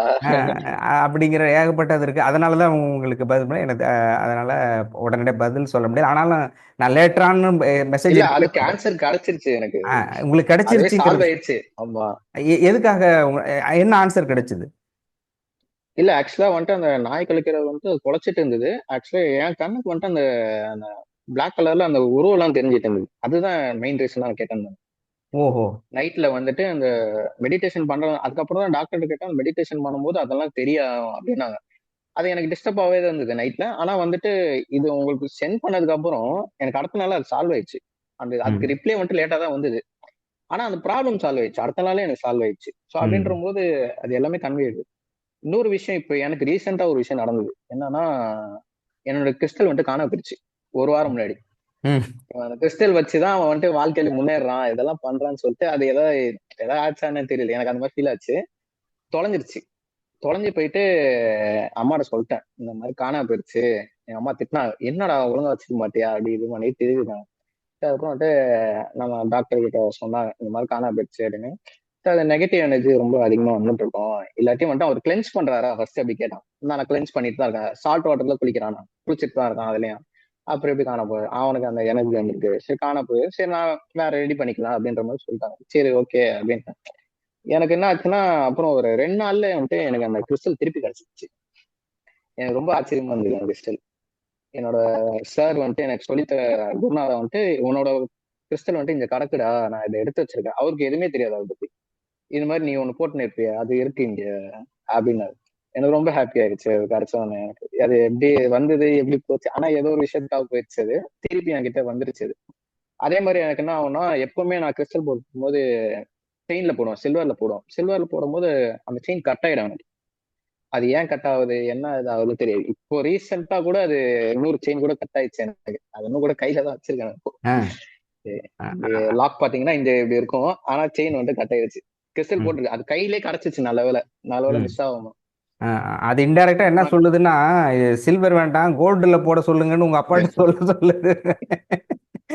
இருக்கலாம், அப்படி கூட இருக்கலாம். அதான் இருக்கும். ஓகே, நம்ம கிறிஸ்டலை வந்துட்டு அதை எப்படி அதை எடுத்தலாம்னு பாக்குது. அது கிறிஸ்டல் இருந்தா நம்ம வாழ்க்கையில முன்னேறிடுவோம் அப்படின்னு சொல்லிட்டு ஒரு நம்மளுக்கு அறியாம ஒரு சில இதெல்லாம் இருக்கும் போல நம்பிக்கை. அதெல்லாம் வந்துட்டு as well as the frequency. Yes, ரொம்ப நல்லா சொல்லியிருந்தீங்க. as well as கிறிஸ்டலுடைய பயன்பாடுகள் அப்படிங்கிறது நிறைய பேர் சொல்றாங்க, வந்தா இருக்கும் அப்படிங்கிறது. அதை நினைச்சு ஒவ்வொரு பாயிண்ட் ஆஃப் வியூல சொல்றாங்க. உங்களுடையதுங்கிறது உண்மையில வந்து கிறிஸ்டலுக்கு ஒரு எக்ஸ்பீரியன்ஸ்டு பர்சன், ஒரு எடுத்துக்காட்டு அப்படின்னு சொன்னா அது உங்களை சொல்லலாம். அந்த அளவுக்கு நல்ல ஆணித்தரமாகவும் ரியலைஸ்டாகவும் உண்மையாகவும் இருக்குது. உண்மையில் கிறிஸ்டல் அது எப்படி ஒர்க் ஆகுது, நான் ஃபர்ஸ்ட் செஷன் எல்லாமே இதை எடுத்திருந்தேன். எப்படி இது நடக்குது, ஏன் ஒரு கிறிஸ்டல் போய் எப்படி செய்யும் அப்படிங்கிறது தான் ஆரம்பத்தில் எடுத்திருந்தேன்.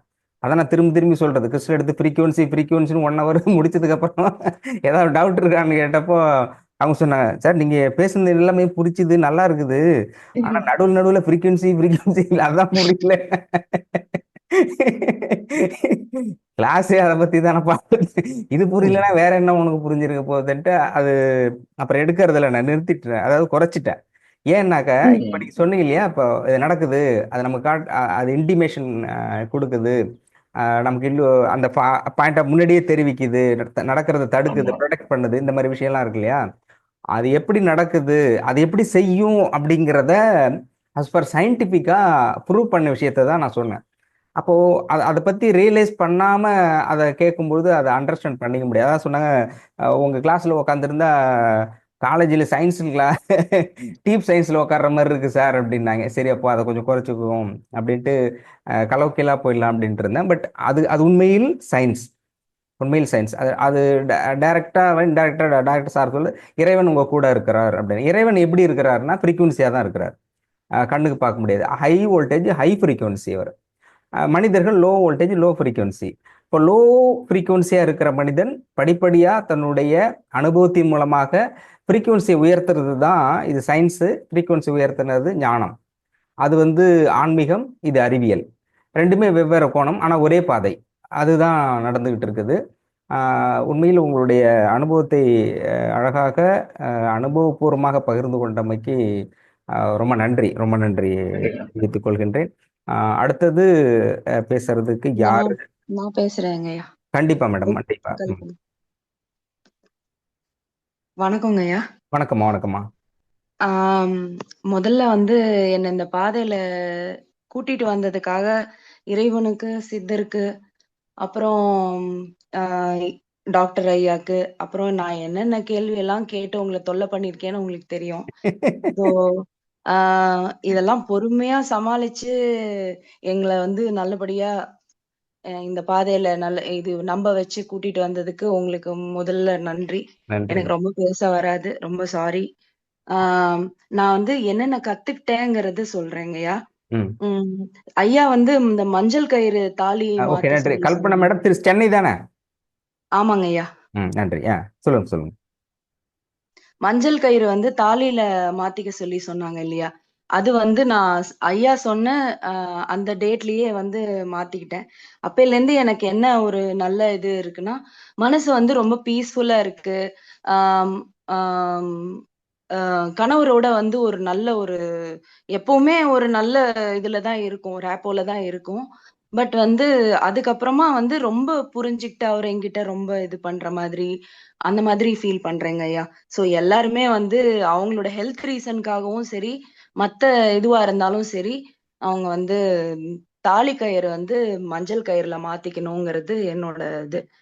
இன்னொன்னு வந்து குங்குமம் பொட்டு வைக்கிறது. இப்பல்லாம் வந்து குங்குமம் பொட்டாவே வைக்க ஆரம்பிச்சிட்டேன். ஏன்னா எனக்கு உடம்பு வந்து சூடு உடம்பு. அத வந்து ஓ! இந்த பொட்டு வைக்கிறதுனால தான் ஐயா சொன்னது. இந்த மாதிரி இந்த பொட்டு வச்சா உங்களுக்கு வந்து உடம்பு சூடு ஜாஸ்தியாகும். எல்லா பிரச்சனைகளும் வருங்கிற மாதிரி சொல்லியிருந்தாங்க. ஸோ அத வந்து மாத்திக்கணும் அப்படிங்கிறதுக்காக குங்குமம் பொட்டு வைக்க ஆரம்பிச்சிருக்கேன். ஒரு சில சமயம் தவிர்க்க முடியாம குங்குமம் கிடைக்காம ஸ்டிக்கர் வைக்கிறது உண்டு. பட் அதையும் மாத்திக்கணும்னு முயற்சி பண்ணிக்கிட்டு இருக்கேன். அதனால நான் இப்ப கொஞ்சம் சூடு கம்மியா ஃபீல் பண்றேங்க ஐயா. அது வந்து நிஜமாலுமே ஐயா வந்து நம்மள எல்லாரையுமே ஒரு நல்ல பாதையில தான் ஈட்டு கொண்டு போறாரு. அப்புறம் முன்னோர் வழிபாடும்போது வாசல்ல எள் தண்ணி வைக்கிறது. இதுவும் பண்ணிட்டு இருக்கோம். வாஸ்து நாள்ல விளக்கு வைக்கிறது, அப்புறம் அணையா விளக்கு இப்போ வரைக்கும் இதுவாயிட்டு இருக்கு. ஐயா நீங்க வந்து அதுக்கு என்ன விளக்கமோ அது மட்டும் தானம் பண்றது. அந்த லாஸ்ட் நாள் முடியும்போது, அது என்ன தானம் பண்ணணுங்கிறத நீங்க கொஞ்சம் ஐயா கிட்ட கேட்டுட்டு சொல்லணும். அப்புறம் ரொம்ப முக்கியமான ஒரு விஷயம் என்னன்னா, இந்த முதல் இறை கட்டளை அக்செப்டன்ஸ்ங்கிறது வந்து இப்போ ரொம்ப வர ஆரம்பிச்சிருக்குங்கய்யா. அது வந்து ரொம்ப மனசுக்கு திருப்தியா இருக்கு. எது நடந்தாலும் நம்ம கூலா இருக்கிற மாதிரி இருக்கு. எந்த ஒரு விஷயத்துக்காகவும் நம்ம வந்து ஓகே முன்னாடிலாம் பொண்ண கொண்டு போய் டான்ஸ் கிளாஸ்ல கொண்டு போய் விட போம்போது, ஐயோ! ரொம்ப லேட் ஆயிடுச்சே. இவங்களுக்கு இங்க டியூஷன் முடிச்சுட்டு, அதுக்கப்புறம் இங்கேருந்து கிளம்பி அங்க கொண்டு போய் விடணும்.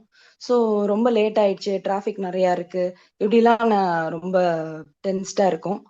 இப்போ வந்து எந்த சமயத்துக்கு போனாலும், எப்போ அ வந்து இறைவன் நம்மள எப்ப கொண்டு போய் சேர்க்கணும்னு நெனைக்கிறாரோ, அப்பதான் சேர்க்க முடியும். இதுல நம்ம வந்து இது பண்ணி என்ன பிரயோஜனம்? அப்படின்ட்டு புரிய ஆரம்பிச்சிருக்கு.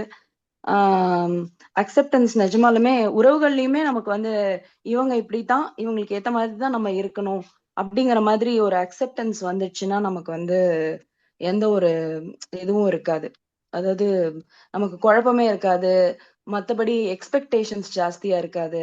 அவங்க இப்படித்தான் அப்படின்னு நினைக்கும் போதும், நமக்கும் நம்ம இப்படித்தான், நம்ம வந்து இன்னும் ஜாஸ்தி ஓவர் போர்டா பண்ணக்கூடாது அப்படிங்கறதும் புரிய வருது.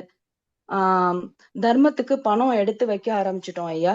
ஆஹ் நீங்க சொல்ற மாதிரி ஃபர்ஸ்ட் செலவு வந்து தர்மத்துக்கு தான் எடுத்து வைக்கிறோம். அதுக்கு தாண்டி பணம் வந்த உடனே வேற எந்த செலவும் பண்றது இல்ல. ஐயா சொன்னதுக்கு அப்புறம் தெளிவுபடுத்தினதுக்கு அப்புறமா இத வந்து ம், அடுத்து யாருக்கு கொடுக்கணும் என்ன ஏதுங்கிறத பண்ணணும். அப்புறம் வந்து ஐயா குரு பூர்ணிமா அன்னைக்கு கால்ல விழறதுங்கிற மாதிரி ஸ்டார்ட் பண்ணாங்க. சோ அப்பையில இருந்து என்னால கண்டினியூ பண்ண முடியல. பட் கொஞ்சம் கொஞ்சம் அப்பப்போ பண்ணிக்கிறேன். அது முழுசா பண்ணணும் அப்படிங்கிற மாதிரி மனசுல ஆசை இருக்கு. அவர் சொல்ற எல்லாத்தையுமே முழுசா ஃபாலோ பண்ணணும்னு மனசுல நினைக்கிறேன். ஆனா என்னவோ என்னால எதனால இப்படி நடக்குதுன்னுலாம் எனக்கு தெரியல. ஆனா விட்டு விட்டு தான் ஃபாலோ பண்ற மாதிரி வருது. அப்புறம் குளிக்கும் முறை அதுல வந்து ஐயா சொன்னது. நட்சத்திர நாள்ல தர்மம் பண்றது. அப்புறம் நான் ரொம்ப முக்கியமா இது பண்ணது என்னன்னா, இவ்ளோ நாளா எனக்கு வந்து காலையில எழுந்திருக்கும்போது அந்த ஒரு ஃபீல் ஆம் அதாவது ஐயா ஹீலிங் குடுக்கறது எனக்கு அந்த அளவுக்கு தெரிஞ்சுதா எனக்கு தெரியல. பட் சூரசம்ஹாரம் அன்னைக்கு நான் ரொம்ப ஃபீல் பண்ணேங்கய்யா. அதனால தான் நான் உங்களுக்கு மெசேஜ் கூட அனுப்பிச்சிருப்பேன். ம். சூரசம்ஹாரம் அன்னைக்கு நான் ரொம்ப இந்த வைப்ரேஷன் பாசிட்டிவ் வைப்ரேஷன் நெறைய ஃபீல் பண்ணேன். அன்னைக்கு வந்து அ ரொம்ப எனர்ஜைஸ்டா ஃபீல் பண்ணேன். அதுக்கப்புறமா எனக்கு வந்து எல்லாமே நல்லதா நடக்கிற மாதிரி தான் எனக்கு தோணுது. என்ன மாதிரி நல்லது நடக்குது? அப்ப பாசிட்டிவ் எனர்ஜி நீங்க ஃபீல் பண்றீங்க. ஃபீல் ஆமாங்கய்யா. பண்ணி தான் அதனால இது நடந்தது. இந்த இந்த பெனிஃபிட் என்ன உணர முடியுது அப்படின்னு சொன்னா என்ன சொல்லலாம்? பெனிஃபிட் உணர முடியுதுன்னா, நம்ம வீட்ல ஏதாவது ஒரு விஷயம் இப்ப நம்ம பண்ணணுங்கிற மாதிரி இருக்குங்க இல்லையா? ஆமா, அது நம்ம பண்ணினா, அதுக்கு நமக்கு நல்லது நடக்காதுங்கிறது டிவைனுக்கு தெரியும். நமக்கு தெரியாது. ஆமா. ஆனா, அந்த விஷயம் நம்மள பண்ண விடாம தடுத்து, "ஓ! இதனால தான் இது நடக்கல." அப்படிங்கிறது நமக்கு ஆனா அத நம்ம ரொம்ப முக்கியமா பண்ணணும்னு நெனச்சிட்டு இருப்போம். ம், ம். இந்த இடத்துக்கு நான் போகணும், நான் கண்டிப்பா போகணும், இவங்களுக்கு நான் இது பண்ணணும்னு நினைச்சிட்டு இருக்கேன். அதான் என்னால பண்ண முடியாம போகுது. ஓ, நீ இது பண்ணியிருந்தேன்னா, பண்ண முடியாம இருக்கிறதுனால, நீ இது பண்ணியிருந்தேன்னா உனக்கு வந்து ஆம், வேற விதமா அஃபெக்ட் ஆயிருக்கும், பண்ணாம வந்தது இருந்தது நல்லது அப்படிங்கிற மாதிரி. அப்படிங்கிற மாதிரி காமிச்சு கொடுக்குது. அது மட்டும் இல்லாம எனக்கு ஐயாவை பார்க்கணும், கன்சல்டிங் பண்ணணும்னு இது. ரெண்டாவது கிறிஸ்டல் ஐயா நிறைய, நீங்க ஐயா எல்லாருமே அதை பத்தி நிறைய சொல்லியிருக்கீங்க. இப்போ இப்போ பேசினவங்க அத்தனை பேரும் அதை பத்தி சொல்லியிருக்காங்க. எனக்கும் கிறிஸ்டல் வாங்கணும், பிளஸ் என் குழந்தைங்க எல்லார்கிட்டயும் எல்லாருக்குமே இது கிடைக்கணும், என் ஃபேமிலிக்கு அப்படிங்கிற மாதிரி எனக்கு ஒரு ஆசை இருக்கு. அது ஐயா வந்து எப்போ நேரம் கொடுக்குறாரோ, இல்ல எனக்கு எப்போ கர்மா வழி விடுதோ அப்போ அது நடக்கும். கர்மா அடுத்தது வந்து சொல்லுங்க. கர்மா உங்களுக்கு வழி விட்டுருக்கு, அதனாலதான் நீங்க இங்க வந்திருக்கீங்க. சார்ட்ட நீங்க சொல்றது அப்படிங்கிறது டிவைன்ல கேட்டுக்கிட்டு இருக்காங்க, சித்தர்கள் கேட்டுக்கிட்டு இருக்காங்க, சார் கேட்டுக்கிட்டு இருக்கிறாங்க. கூடிய விரைவில் நிச்சயமா உங்களுக்கு கிறிஸ்டல் வந்துடும். அந்த பெனிஃபிட்டும் கண்டிப்பா உங்களுக்கு வரும். நன்றி. ஆஹ் கண்டினியூ பண்ணுங்க. நன்றிங்க ஐயா, நன்றிங்க ஐயா. அப்புறம் இந்த 6 மணிக்கு மேல செலவு பண்ணாம இருக்கிறது, அது மேக்சிமம் நான் வந்து கடைபிடிக்கிறேன் ஐயா சொல்றது. அப்புறம் இன்னொரு இன்சிடென்ட் இருக்குங்க ஐயா, மன்னிப்பு கேட்கறதுனால நமக்கு வந்து என்ன ஒரு இது கிடைக்குது அப்படிங்கிறது. மன்னிப்பு வந்து நம்ம ஐயா வந்து உயிர் உள்ள பொருள்களுக்கு தான் வந்து உயிர் இருக்கு, அவங்க கிட்டதான் நீங்க கேட்கணும் அப்படிங்கறது இல்ல, உயிர் இல்லாத இடத்துல கூட நீங்க கேட்கலாம் அப்படிங்கிற மாதிரி சொல்லியிருக்காங்க. நாங்க வந்து நம்ம ஒரு தடவை ஊட்டி போயிட்டு கீழே இறங்கும் போது எங்களுக்கு லோ ஃபியூவல் காமிச்சதுங்க ஐயா. நாங்க வந்து அப்போ நானும் சரி என் கணவரும் சரி 2 பேருமே எங்களோட காரு கிட்ட பேசிட்டே வருவோம். நல்லபடியா கொண்டு போய் சேர்த்துருங்க, நாங்க ஏதாவது தப்பு பண்ணியிருந்தா மன்னிச்சுக்கோங்கன்னு சொல்லி கேட்டுக்கிட்டே வருவோம். அது லோ ஃபியூவல் ஊட்டி உங்களுக்கு தெரியும் ஐயா, 3 மணி நேரம் இறங்கணும். அது கீழே இறங்கி வந்து இது பண்ற வரைக்கும் அது வந்து ஃபியூவல் இருந்துச்சுங்க ஐயா. சோ அது வந்து நிஜமாலுமே எங்களால நம்பவே முடியல. அதே போல அவங்களுக்கு தெரியும், அந்த காருக்கு தெரியும், நாங்க வேற ஏதாவது காரை பார்த்து ஓ இது ரொம்ப நல்லா இருக்குங்களே அப்படின்னு ஏதாவது பேசணும்னா இங்க ஏதாவது ஒண்ணு சைன் காமிக்கும், அதுக்கு தெரியும். சோ அந்த மாதிரி உயிர் அதுக்கப்புறம் உள்ள பெட்ரோல் பொருள். போட்டீங்களா? ஆமாங்கய்யா, கீழே போன உடனேதான் அது பெட்ரோல் பங்க் தேடிட்டு நடுவுல எங்கேயும் இருக்காதுங்கல்ல, ஆமா அதனால ஆமா. கீழே போனதுக்கு அப்புறமா அது போட்டுட்டு அதுக்கப்புறமா கிளம்பினோம். இல்ல நான் என்ன நினைச்சேன்னா, சரி நன்றி சொன்னதுக்கு அப்புறம் வண்டி ஓடுது, இதுக்கப்புறம் எதுக்கு பெட்ரோல் போட்டுக்கிட்டு இப்படியே இல்ல ஓடி. இல்ல நன்றி இல்லைங்க, நன்றி, சும்மா சொன்னா. Okay, continue. ரொம்ப ரொம்ப நன்றிங்க ஐயா. எல்லாருக்கும் நன்றி. இங்க உள்ள எல்லாருமே ஒரு ஒரு எக்ஸ்பீரியன்ஸ் எங்களுக்கு கொடுக்குறாங்க. தமிழ்மணி அம்மா ஆகட்டும், இல்ல வந்து ஜெகதீசன் சார் ஆகட்டும், இவர்கிட்ட ஜிஆர் அண்ணன் கிட்ட ஒரு தடவை பேசியிருந்தேன் நானு. அந்த மாதிரி எல்லாருமே ஒரு ஒரு எக்ஸ்பீரியன்ஸ் எங்களால கத்துக்க முடியுது. ஐயா கிட்ட இருந்து மட்டும் இல்ல, எல்லாருமே ஒரு ஒரு எக்ஸ்பீரியன்ஸ் கொடுக்குறாங்க. ரொம்ப பிளெஸ்டா இருக்கு ஐயா இங்க இருக்கிறதுக்கு.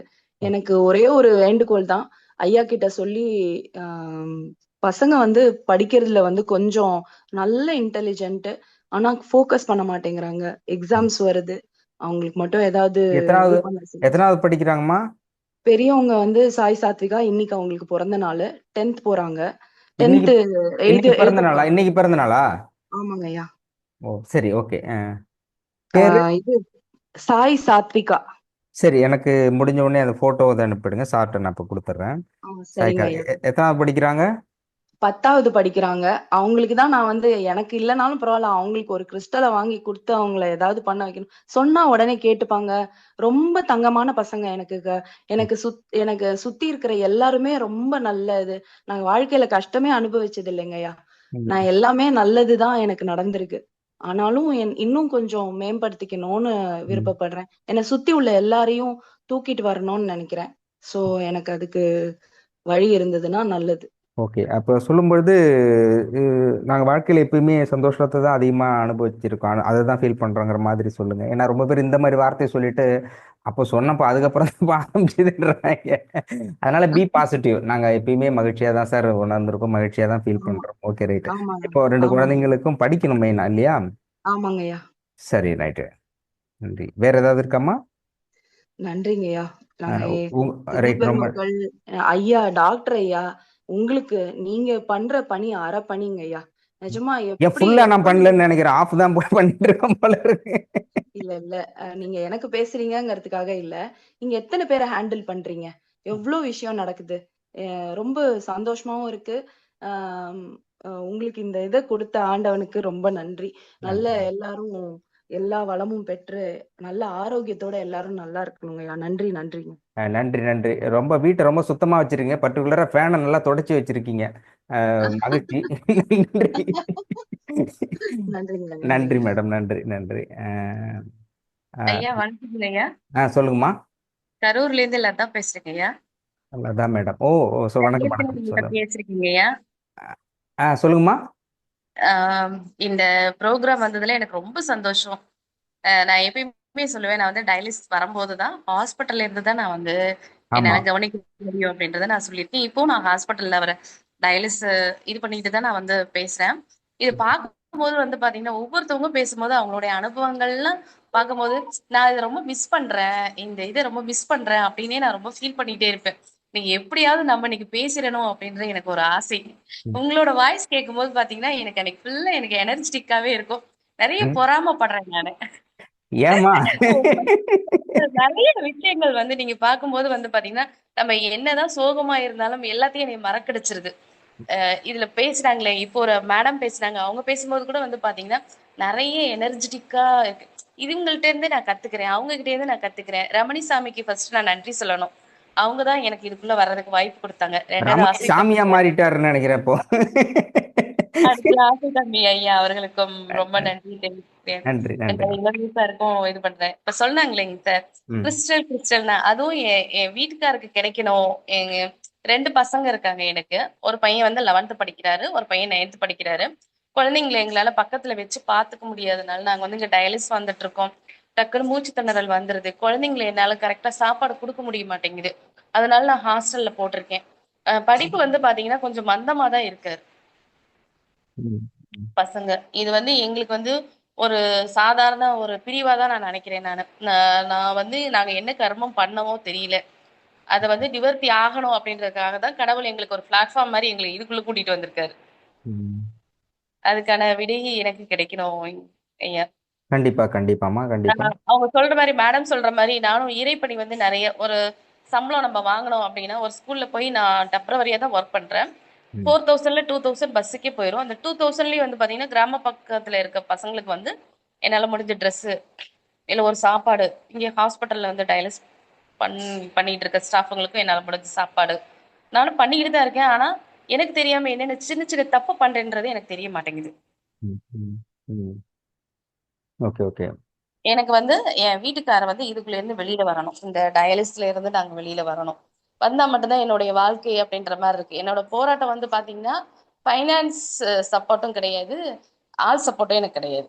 நான் ஒரே ஒரு ஆள் மட்டும்தான் என் குழந்தைங்களையும் வீட்டுக்காரையும் ஃபுல் அண்ட் ஃபுல் பார்த்துட்டே இருக்கேன். என்னாலையும் ஒரு 3 வருஷம் வந்து பாத்தீங்கன்னா ரொம்ப நரக வேதனையா தான் இருக்கு எனக்கு. ஏதாவது எனக்கு ஒரு தீர்வு கிடைக்கணும். கண்டிப்பா கிடைக்காது. நீங்க ஃபர்ஸ்ட் நாள் பேசும்போதே அப்படிதான் அழுதுட்டு பேசுனீங்க. உங்க குழந்தைய வச்சு பார்த்துக்க முடியலன்னா ஹஸ்பண்டுக்கு எந்த டயத்துல எப்படி ஆகும்னு தெரியாது. அதனால குழந்தை தூங்கும்போது கூட வீட்டுக்குள்ள வச்சு பூட்டிட்டு தான் போயிட்டு வந்து பார்ப்பேன். ஆமாங்க. திரும்ப அப்படின்னு நீங்க சொன்ன உங்களுடைய ஃபீட்பேக் எல்லாமே முழுமையா ஞாபகம் இருக்குது. அப்பவே ரொம்ப கண்டிப்பா. கஷ்டப்பட்டேன். என்னடா ஒருத்தர் எப்படி ஒரு தனிமையா போராடுறதுங்கிறது அதாவது ஒண்ணு வந்து பணபலம் இருக்கணும் முதல்ல. இந்த இந்த மண்ணுலக வாழ்க்கை அப்படிங்கிறது அருளுள்ளார்க்கு அவ்வில்லை பொருளில்லார்க்கு இவ்வில்லை. பணம் ரொம்ப முக்கியம். ஒருவேளை கண்டிப்பா. பணம் இல்லை அப்படின்னாலும் கூட வந்து ஒரு சப்போர்ட்டுக்கு ரிலேட்டிவ்ஸ் அல்லது ஃப்ரெண்ட்ஷிப் அந்த மாதிரி சப்போர்ட் இருந்தா கூட ஏதாவது ஒரு உதவியோட அடுத்த கட்டத்துக்கு நகர முடியும். ஆனால் ரெண்டுமே இல்லை. நீங்க ஒருத்தர் கணவரையும் பார்க்கணும், குழந்தைகளையும் பார்க்கணும். அவருக்கு அது இல்லாம பொருளாதார சூழல், அவருக்கு உடம்பு சரியில்லை, பணம் வரவு, குடும்பத்தை நடத்தணும், வேலைக்கும் போக முடியல, இருக்கிற டயத்துல அங்கேயும் போகணும், அதையும் சம்பாதிக்கணும், இவரையும் பார்க்கணும், குழந்தைங்களை படிக்க வைக்கணும், தூங்கும்போது அதுக்கு இடையில சாப்பாடு செஞ்சு சாப்பாடு கொடுக்கணும், ஹாஸ்பிட்டலுக்கும் போகணும். கண்டிப்பா. ஒரு பெண்ணா வந்து எத்தனை ரோல் பண்ண முடியும்னா ஒரு 4-5 அவதாரம் எடுத்தா கூட அத்தனை பேருக்குமே வேலை இருக்கக்கூடிய அளவுக்கு உங்களுக்கு பணிச்சுமை இருந்தாலும் கூட தொடர்ச்சியா அதை நீங்க பண்ணிட்டு இருந்திருக்கீங்க. டெட் எக்ஸாம் அப்ளை பண்ணியிருக்கேன். ஆனா நல்லா படிச்சுட்டு இருந்தேன். இப்ப வந்து பாத்தீங்கன்னா போன வாரம் ஃபுல்லா இவங்களுக்கு கொஞ்சம் உடம்பு சரியில்லை, மூச்சு திணறல் வந்துருச்சு. திங்கட்கிழமை 8:30 மணிக்கு ஹாஸ்பிட்டல் வந்து நைட்டு 11:30க்கு போனோம். திருப்பி புதன்கிழமை உடம்பு சரியாம போயிருச்சு. திருப்பி புதன்கிழமை காலைல 9 மணிலேருந்து போராடுறேன். ம். டயாலிசிஸ் எப்படியாச்சும் கொஞ்சம் குடுங்க அப்படின்னு. திருப்பும் அப்புறம் வியாழக்கிழமை வந்தேன். அப்புறம் இன்னைக்கு காலைல 3:30 மணிக்கு எந்திரிச்சு வந்து இந்த அவர் டயாலிசிஸ் இருக்கார், நான் வெளியில உட்காந்துருக்கேன். நீ வீட்டுக்கு போறதுக்கு 10 மணி ஆயிடும். ஃபுல் அண்ட் ஃபுல் என்னால புக்கு தொடவே முடியல. ஒரு சின்ன ஒர்க் போறோம்னா கூட ஒரு ரெஸ்யூம் கொடுத்து நம்ம ஒரு வேலைக்கு போறதுக்கான இதுவும் முடியும். MPhil, MEd, Hindi BA Praveen முடிச்சிருக்கேன். முடிச்சிருந்தும் எனக்கு வந்து எதுவுமே பண்ண முடியல. ஆமா ஆமா அதாவது பாசிட்டிவான ஒரு ரோல் ஒருத்தருக்கு வந்து வழிகாட்டுது அப்படின்னாக்க இந்த மாதிரி உங்களுடைய கஷ்டத்தை பார்க்கும்போது இதுவே மிகப்பெரிய பாசிட்டிவ் தான். எப்படின்னா நிறைய பேருக்கு வந்து 3 வேளை சாப்பாடு உறுதியாக இருக்கும், சாப்பிட முடியும், வேலைக்கு போக முடியும், வர முடியும், தூங்க முடியும், எல்லாமே இருக்கும். ஆனாலும் அவங்க எதிர்பார்க்கறது நடக்காது, அவ்வளோ மட்டும்தானே தவிர மற்றபடி இயல்பான வாழ்க்கை எதுவுமே பாதிக்கப்படக்கூடாது, பாதிக்காது. ஆனால் உங்களை கண்டிப்பா. பார்க்கும்போது ஒவ்வொரு நொடியும் கணவருக்கு எப்போ எது நடக்கும், எப்போ ஹாஸ்பிட்டலில் போகணும், ஹாஸ்பிட்டல்ல இருந்து டாக்டர் என்ன சொல்லுவாங்க, அடுத்து என்னன்னா ஹாஸ்பிட்டல் அப்படின்னாலே அது இன்னொரு விஷயம்னா ஒரு ஏடிஎம் மிஷின் பக்கத்தில் இருக்கணுங்கிறது தான் இன்டைரக்டா எழுதப்படாத போல. கண்டிப்பா. அங்கே போனால் எவ்வளோ பணம் போகும், எப்போ எந்த டயத்தில் எப்படி சொல்லணும் தெரியாது. பணமே இல்லாத சூழ்நிலையில் டாக்டர்கிட்ட போயிட்டு ட்ரீட்மெண்ட் கொடுக்கறது, அடுத்தது வருமானத்துக்கு போகணும், அந்த நேரத்தையும் கட்டு, அதை விட குழந்தைங்களை பராமரிக்குங்கிறது நீ அன்னைக்கு சொல்லும்போது எனக்கே ரொம்ப கஷ்டமாக தான் இருந்தது. என்னடா அது, அது குழந்தைய பூட்டி வச்சுட்டு அப்போ எழுச்சி கூப்பிடுறது கூட அம்மா அப்படிங்கிற இடத்துல இல்லை அப்படிங்கும்போது ஒரு தாயா உங்களால் எந்த அளவுக்கு வேதனை ஃபீல் பண்ண முடியும்? எந்த இடத்துல உங்களுடைய மனநிலை முதல்ல எங்க இருக்கு? நீங்க இருக்கிறது ஹாஸ்பிட்டல்ல இருந்தாலும் மனம் வந்து இங்க எப்படி இருக்கும், அங்க எப்படி இருக்கும், வேலை எங்க எப்படி போறது, எவ்வளவு பெரிய தடுமாற்றத்துல வந்து மன உளைச்சல்ல உங்களுடைய வாழ்க்கை நகர்ந்து கொண்டிருக்கிறது அப்படிங்கிறது இங்கே பார்த்து கொண்டிருக்கிற இதை விட ஆயிரக்கணக்கான நேயர்களுக்கு பார்க்கும்போது தெரியும். அப்போ இதாக ஒப்பிடும்போது அவங்க எவ்வளோ எவ்வளோ பரவாயில்ல அப்படிங்கிறது அது கண்டிப்பா. அஸ் வெல் அஸ் நீங்க இதையும் கடந்து ஒரு மனதைரியத்தோட நீங்க போராடுறீங்களே, அது ஒரு பெரிய விஷயம். அது வந்து என்னன்னு கேட்டா, நம்ம வந்து கடவுள் வந்து நம்மளுக்காக குடுத்திருக்காரு. ஆமா நம்ம வந்து ஜெயிச்சு எனக்கு வந்து ஒரே ஒரு இது மட்டும் தான், ஆசை மட்டும் தான். ஆசைன்னு சொல்லலாம், என்ன வேணாலும் சொல்லலாம். அதாவது எப்படா நீ எல்லாம் விழுகுவ? உனக்கெல்லாம் இந்த மாதிரி ஒரு லைஃப் கிடைக்குமா? நீ எல்லாம் ஜெயிப்பியா? எப்ப விழுவாங்க அப்படின்னு நினைக்கிறாங்க இல்லையா? அவங்கள நான் நின்னு பார்க்கணும். அது மட்டும்தான் ம், கடவுள்கிட்ட கடவுள்கிட்ட போராட்டம். ம். நான் ஜெயிப்பேன் அப்படின்ற ஒரே என்னோட தன்னம்பிக்கை மட்டும்தான். கடவுள், என்னோட தன்னம்பிக்கை 2 மட்டும்தான். ஓகே. இது வந்து சாப்பாடு வந்து அன்னதானம் வந்து குடுத்துட்டே இருந்தேன். பெருமாள் எங்க வீட்டு பக்கத்துல தாந்தோணி மலை தான், கரூர் தாந்தோணி மலை தான். அப்ப வந்து சாப்பாடு செஞ்சு ஒரு 10 பேர் கொண்டு போய் கொடுப்பேன். அப்ப என்ன பண்ணிட்டாங்க, அந்த சாப்பாடை வாங்கி வாங்கி கீழே வைக்க ஆரம்பிச்சிட்டாங்க. நம்ம வந்து நல்லா பொங்கல் நல்லா செஞ்சு கொடுக்குறோம், இந்த சாப்பாடை வேஸ்ட் பண்றாங்க அப்படின்னு. அப்போ எனக்கு கொஞ்சம் டிராப் அவுட் ஆயிருச்சு. அதுவும் இல்லாம என்னால எப்பெல்லாம் நேரம் கிடைக்குதோ அப்பெல்லாம் நான் என்னோட பணி வந்து செஞ்சு கொடுத்துக்கிட்டே தான் இருக்கேன் நான். அதுல எந்த குறைபாடும் இல்லை. இருந்தாலும் நம்ம அவ்வளவு கர்மா செஞ்சிருக்கோமா, இந்த அளவுக்கு நம்ம இன்னும் இந்த அளவுக்கு நம்ம பதறிக்கிட்டே ஓடிக்கிட்டே இருக்கோம் அப்படின்னா இன்னும் நம்மளுடைய கர்மாக்கள் அவ்வளோ ஸ்ட்ராங்கா இருக்கா அப்படின்ற சின்ன ஒரு ஆதங்கம் எனக்கு. அதுக்கான ஒரு சின்ன வழி கிடைக்காதா நம்மளுக்கு? நம்ம அடுத்த ஸ்டேஜ் போயிட மாட்டோமா? இன்னைக்கு நம்ம நிலைமை மாறாதா? ஒரு நாளும் எனக்கு அப்படிதான் தோணிக்கிட்டே இருக்குதுங்க ஐயா. ம். கவலைப்படாதீங்கம்மா. நீங்க அவமானத்தால் உங்கள் யார் வந்து மழை துளியாய் உங்களை அவமானத்தால் நினைத்தார்களோ அதே இடத்துல மலையாக எழுந்து நிற்க முடியும். அதுக்கான வாய்ப்புகள் இங்க நிறையவே இருக்கு. கண்டிப்பா. அதுக்காக தான் இங்க இடத்துல வந்திருக்கீங்க. கண்டிப்பா கண்டிப்பா. பண்ண முடியும், கண்டிப்பா பண்ண முடியும். நான் கண்டிப்பா. இருந்தேன். ம், ம், ம். ரொம்ப நன்றிங்க. நன்றி. எனக்கும் அந்த கிறிஸ்டல் கிடைக்கணும்னு நானும் ரொம்ப ஆசைப்படுறேன். கண்டிப்பா கிடைக்குமா? கண்டிப்பாங்க. கிறிஸ்டல் அப்படிங்கிறதோட ஷார்ட் ஃபார்ம் எப்படின்னா, கிறிஸ்டலை நீங்கள் தேர்ந்தெடுக்கவில்லை, கிறிஸ்டல் உங்களை தேர்ந்தெடுக்கிறது. உங்களுக்கானது கண்டிப்பா. ஆல்ரெடி இருக்குது. ஆஹ் கண்டிப்பா. உங்களுக்கான சொல்யூஷன் அந்த கொடுக்கறதுக்கு. தேடல் இருக்கிறனாலதான் நான் இன்னும் இதுல வர்றேன். நான் வந்தாலும் நீங்க கூட சொன்னீங்க, நீங்க வந்து நேரா நீங்க கலந்துக்கலனாலும் நீங்க யூடியூப்ல கேளுங்க. ம், கேக்குறேன். நைட்டு முந்தானேத்து கேட்டேன் நான். ஆம், எனக்கு வந்து பாத்தீங்கன்னா ஆன்லைன் கிளாஸுக்கே என்னோட நெட் பத்தாது. ஆமா ஆமா. நான் சமைச்சுக்கிட்டு இருக்கும்போது மட்டும்தான் என்னால ஏதாவது ஒரு வேலை செய்யும் போது மட்டும்தான் என்னால கிளாஸ் கவனிக்க முடியும் ஒழிஞ்சு, இப்போ நான் ஹாஸ்பிட்டல் வந்திருக்கேன், எனக்கு டைம் இருக்கு. அதனால நான் இப்ப என் வீட்டுக்காரோட இதுல இருந்து ஐடியில இருந்து நான் கவனிக்கிறேன். ம், ம். நீங்க கூட சொன்னீங்க துரைசாமின்னு அன்னைக்கு ஒருத்தர் புதுசா வந்திருக்காரு அப்படின்னு மென்ஷன் பண்ணீங்க. ஆமா. அது நான் தான். நீங்க பல ரூபத்துல வந்துகிட்டு இருக்கீங்க. துரைசாமின்னு ஒரு ரூபத்திலையும், செல்வகுமார்ங்கிற ஒரு ரூபத்திலையும், டைரக்டா செல்வரத்னா வரும்போது லதாங்கிற ஒரு ரூபத்திலையும் வந்துட்டு இருக்கீங்க. கண்டிப்பா இதுல இருந்து நின்னு நானும் இதுல இருந்து நானும் ஜெயிச்சு நானும் ஒரு 4 பேருக்கு பண்ணணும். இப்ப வந்து பாத்தீங்கன்னா என்னோட குழந்தைங்க என்னால பார்க்க முடியல, பேச முடியல. நான் நேத்து கூட சொல்றேன். இது வந்து சாதாரண ஒரு பிரிவு தான். 1.5 வருஷத்துல டாடி ரெடி ஆயிருவாங்க. நம்ம எல்லாரும் ஒண்ணா இருப்போம். அப்படின்னு ஒரு பாசிட்டிவா சொல்லிட்டே இருக்கேன். கண்டிப்பா. ரொம்ப நேர்மறை நன்றிங்க. எண்ணங்கள் தான் நம்ம வழி நடத்தும். கண்டிப்பா. ரொம்ப நன்றிங்க. ஓகே, நம்பிக்கையோட இருங்க. நான் நிச்சயமா டாக்டரோட ஃபர்ஸ்ட் இப்போ உங்களோடத கண்டிப்பா சொல்றேன். நன்றிங்க. சொல்லிட்டு 100% உங்களுடைய கணவர் இந்த டயாலிசிஸ்ல இருந்து 100% வெளியே வருவாங்க. ரொம்ப 100%. நோ நன்றிங்க. டவுட் அபவுட், நோ நன்றிங்க. Doubt about. வாழ்க வளமுடன். இது வார்த்தைக்காகவோ சேனலுக்காகவோ சொல்ல 100% முழுமையாக குணமடைய முடியும். ஏற்கனவே கண்டிப்பா சொல்லியிருக்கேன் நன்றிங்க. Doctor. Waiting for the time, அந்த அந்த நேரத்துக்காக மட்டும்தான் காத்திருக்கப்படுகிறது. ஆஹ் கண்டிப்பா.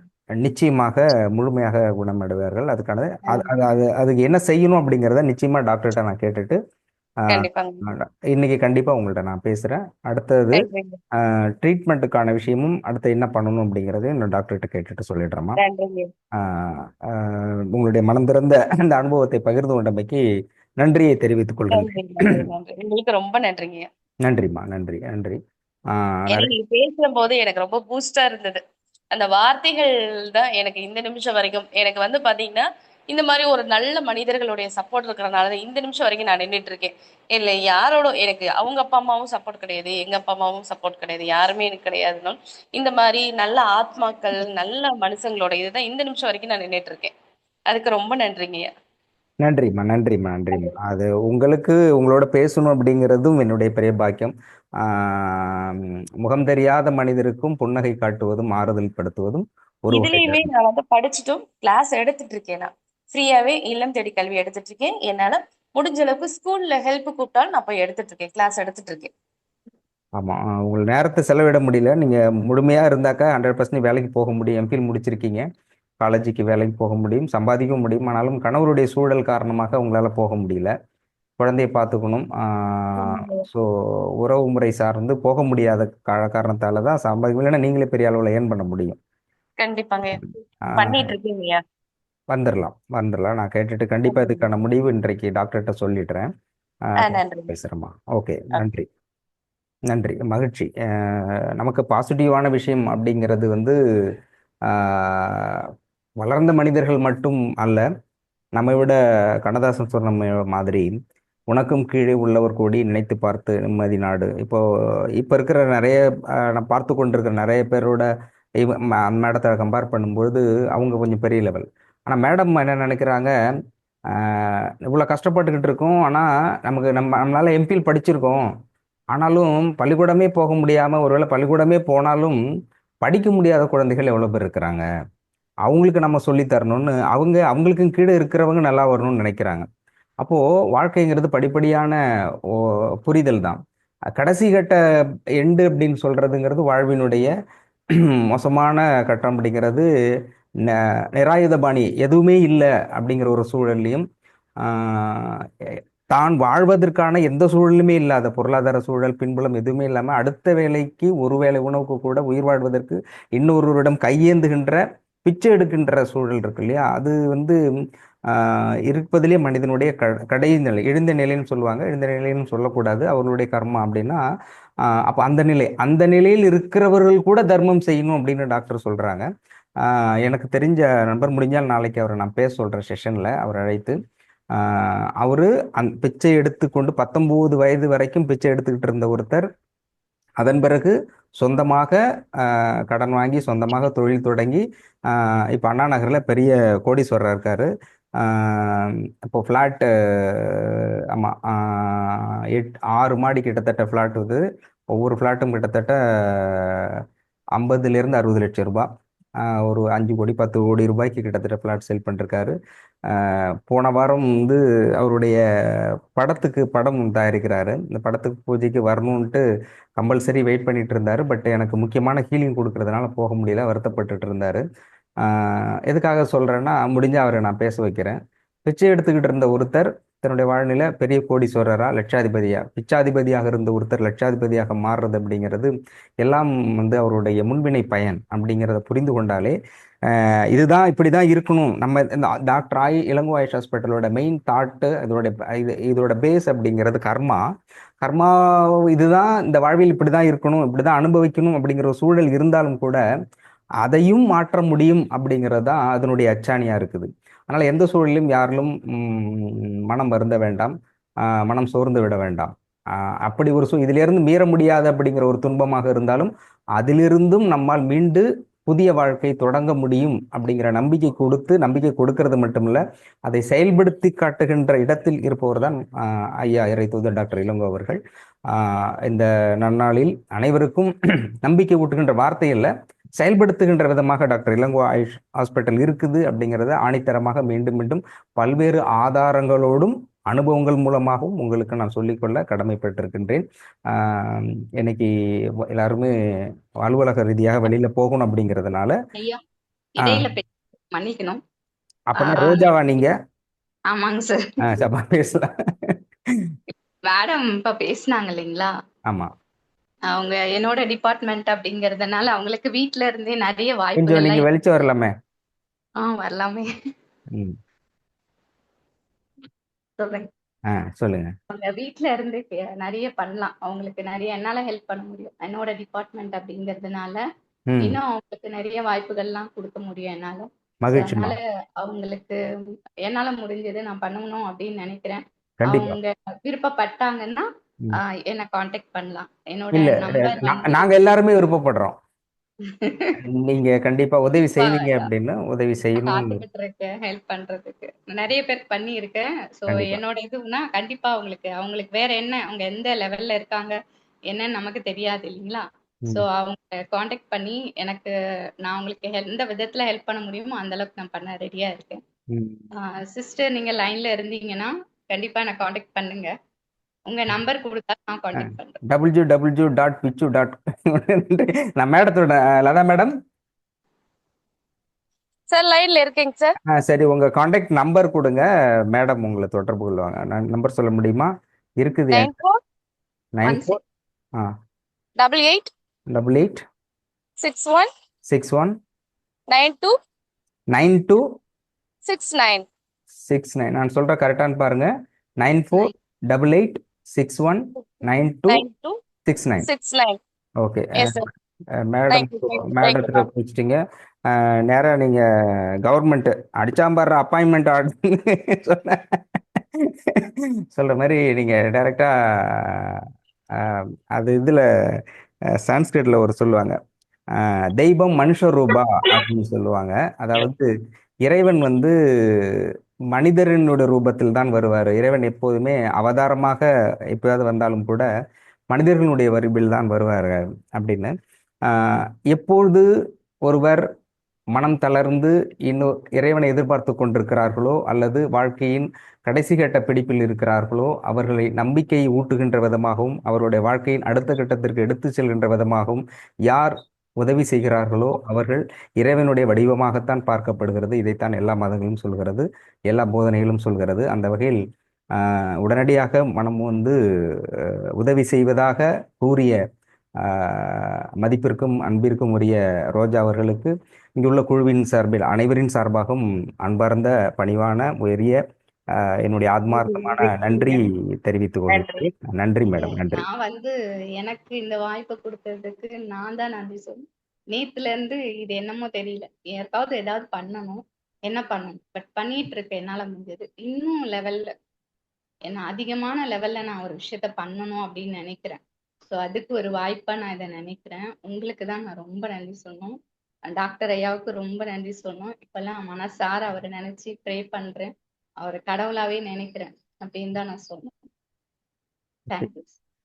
நன்றி. நன்றிம்மா. நன்றி. உங்களுடைய உதவும் உயரிய உள்ளத்திற்கு உயர்ந்த உள்ளத்திற்கு என்னுடைய அன்பார்ந்த நன்றி. அனைவரின் சார்பாகவும் நன்றி. இறைவனின் சார்பாகவும் தேவர்கள் சித்தர்களுடைய சார்பாகவும் தேவதைகள் சார்பாகவும் ஐயாவுடைய சார்பாகவும் இங்கு உள்ள அனைவரின் சார்பாகவும் நன்றி தெரிவித்து, நிறைய பேர் உதவணும் அப்படின்றாங்க. நம்ம உதவணும் அப்படிங்கிற ஃபோரத்தை காமனாக நம்ம வைக்கிறது இல்லை. யதார்த்தமாக கேட்டதுனால நீங்கள் சொன்னதுனால இதை பற்றி சொல்லிருக்கோம். நிறைய பேர் ஹெல்ப் பண்ணுறதுக்கு, சர்வீஸ் பண்ணுறதுக்கும், there waiting for charity and service and help to others. நிறைய பேர் இருக்காங்க. அடுத்த செஷன்ஸில் நேற்றுக்கு பேசும்போது டாக்டர் சொன்னாங்க, அடுத்து டாக்டர் பேச வரும்பொழுது இந்த சேரிட்டி பண்ணுறது யாராருக்கு எப்படி பண்ணணும், எப்போ பண்ணணும் அப்படிங்கிறது தான் அடுத்த செஷன், ஃபஸ்ட்டு செஷன்ஸ் டாக்டர் எடுப்பாங்க. அதையும் அன்போடு தெரிவித்துக் கொண்டு நேரம் ஆகி கொண்டிருப்பதால் இந்த வகுப்பை இத்துடன் நிறைவு செய்கின்றோம். அது நாளைக்கு பேசக்கூடியவர்கள் தயவு செஞ்சு முன்னாடியே இன்ஃபார்ம் பண்ணிடுங்க. ஏனென்றால் 6 நாள் 7 நாள் கிட்டத்தட்ட வந்துட்டு இருக்கு. பேசுகின்ற உண்மையில் விருப்பமாக இருக்குன்னா நீங்கள் பண்ணிடுங்க. லாஸ்ட்டில் பேசிக்கலாம், இல்லை வந்து லைவில் வந்து சொல்லிட்டு பேசிக்கலாம் அப்படிங்கிறது வேண்டாம். நான் வந்து இன்னைக்கு அல்லது நாளைக்கு வந்து டாக்டர்கிட்ட நான் சொல்லிவிடுவேன், இது வரைக்கும் பேசியவர்கள் இவ்வளோ தான், மேபி முடிச்சுக்கலாம் அப்படிங்கிறத நானே சொல்லிவிடுவேன். அதனால் உண்மையில் பேச விருப்பம் உள்ளவர்கள் யாராக இருந்தால் விருப்பத்தின் அடிப்படையில் நீங்கள் வந்து குரூப்பில் போடுங்க, எனக்காவது அப்ளை பண்ணிவிடு, எனக்கு காண்டாக்ட் பண்ணி சொல்லிவிடுங்க, இல்லைன்னா மெசேஜ் அனுப்பிவிடுங்க. ஸோ அவங்களுக்கு கண்டிப்பாக யார் பேசணும்னு விருப்பப்பட்டாலும் 100% அவங்களுக்கான வாய்ப்பு கொடுக்கப்படும். ஸோ இன்னைக்கு நீங்கள் யார் யார் கொடுக்குறீங்களோ அவர்கள் வந்து நாளைக்கு பேசலாம் அப்படிங்கிறத அன்போடு தெரிவித்துக் கொண்டு வகுப்பை நிறைவு செய்கிறேன். நன்றி, வணக்கம். இறை வணக்க பாடல்.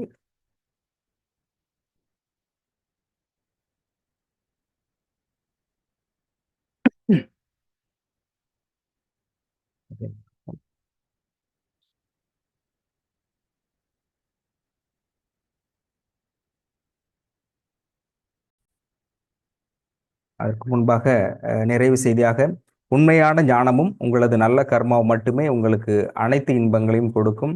கடவுள் அன்புமயமானவர், ஆனால் கர்ம விதிகளுக்கு உட்பட்டு செயல்படுவர். இறைத்தூதர் டாக்டர் இளங்கோயா அவர்கள்.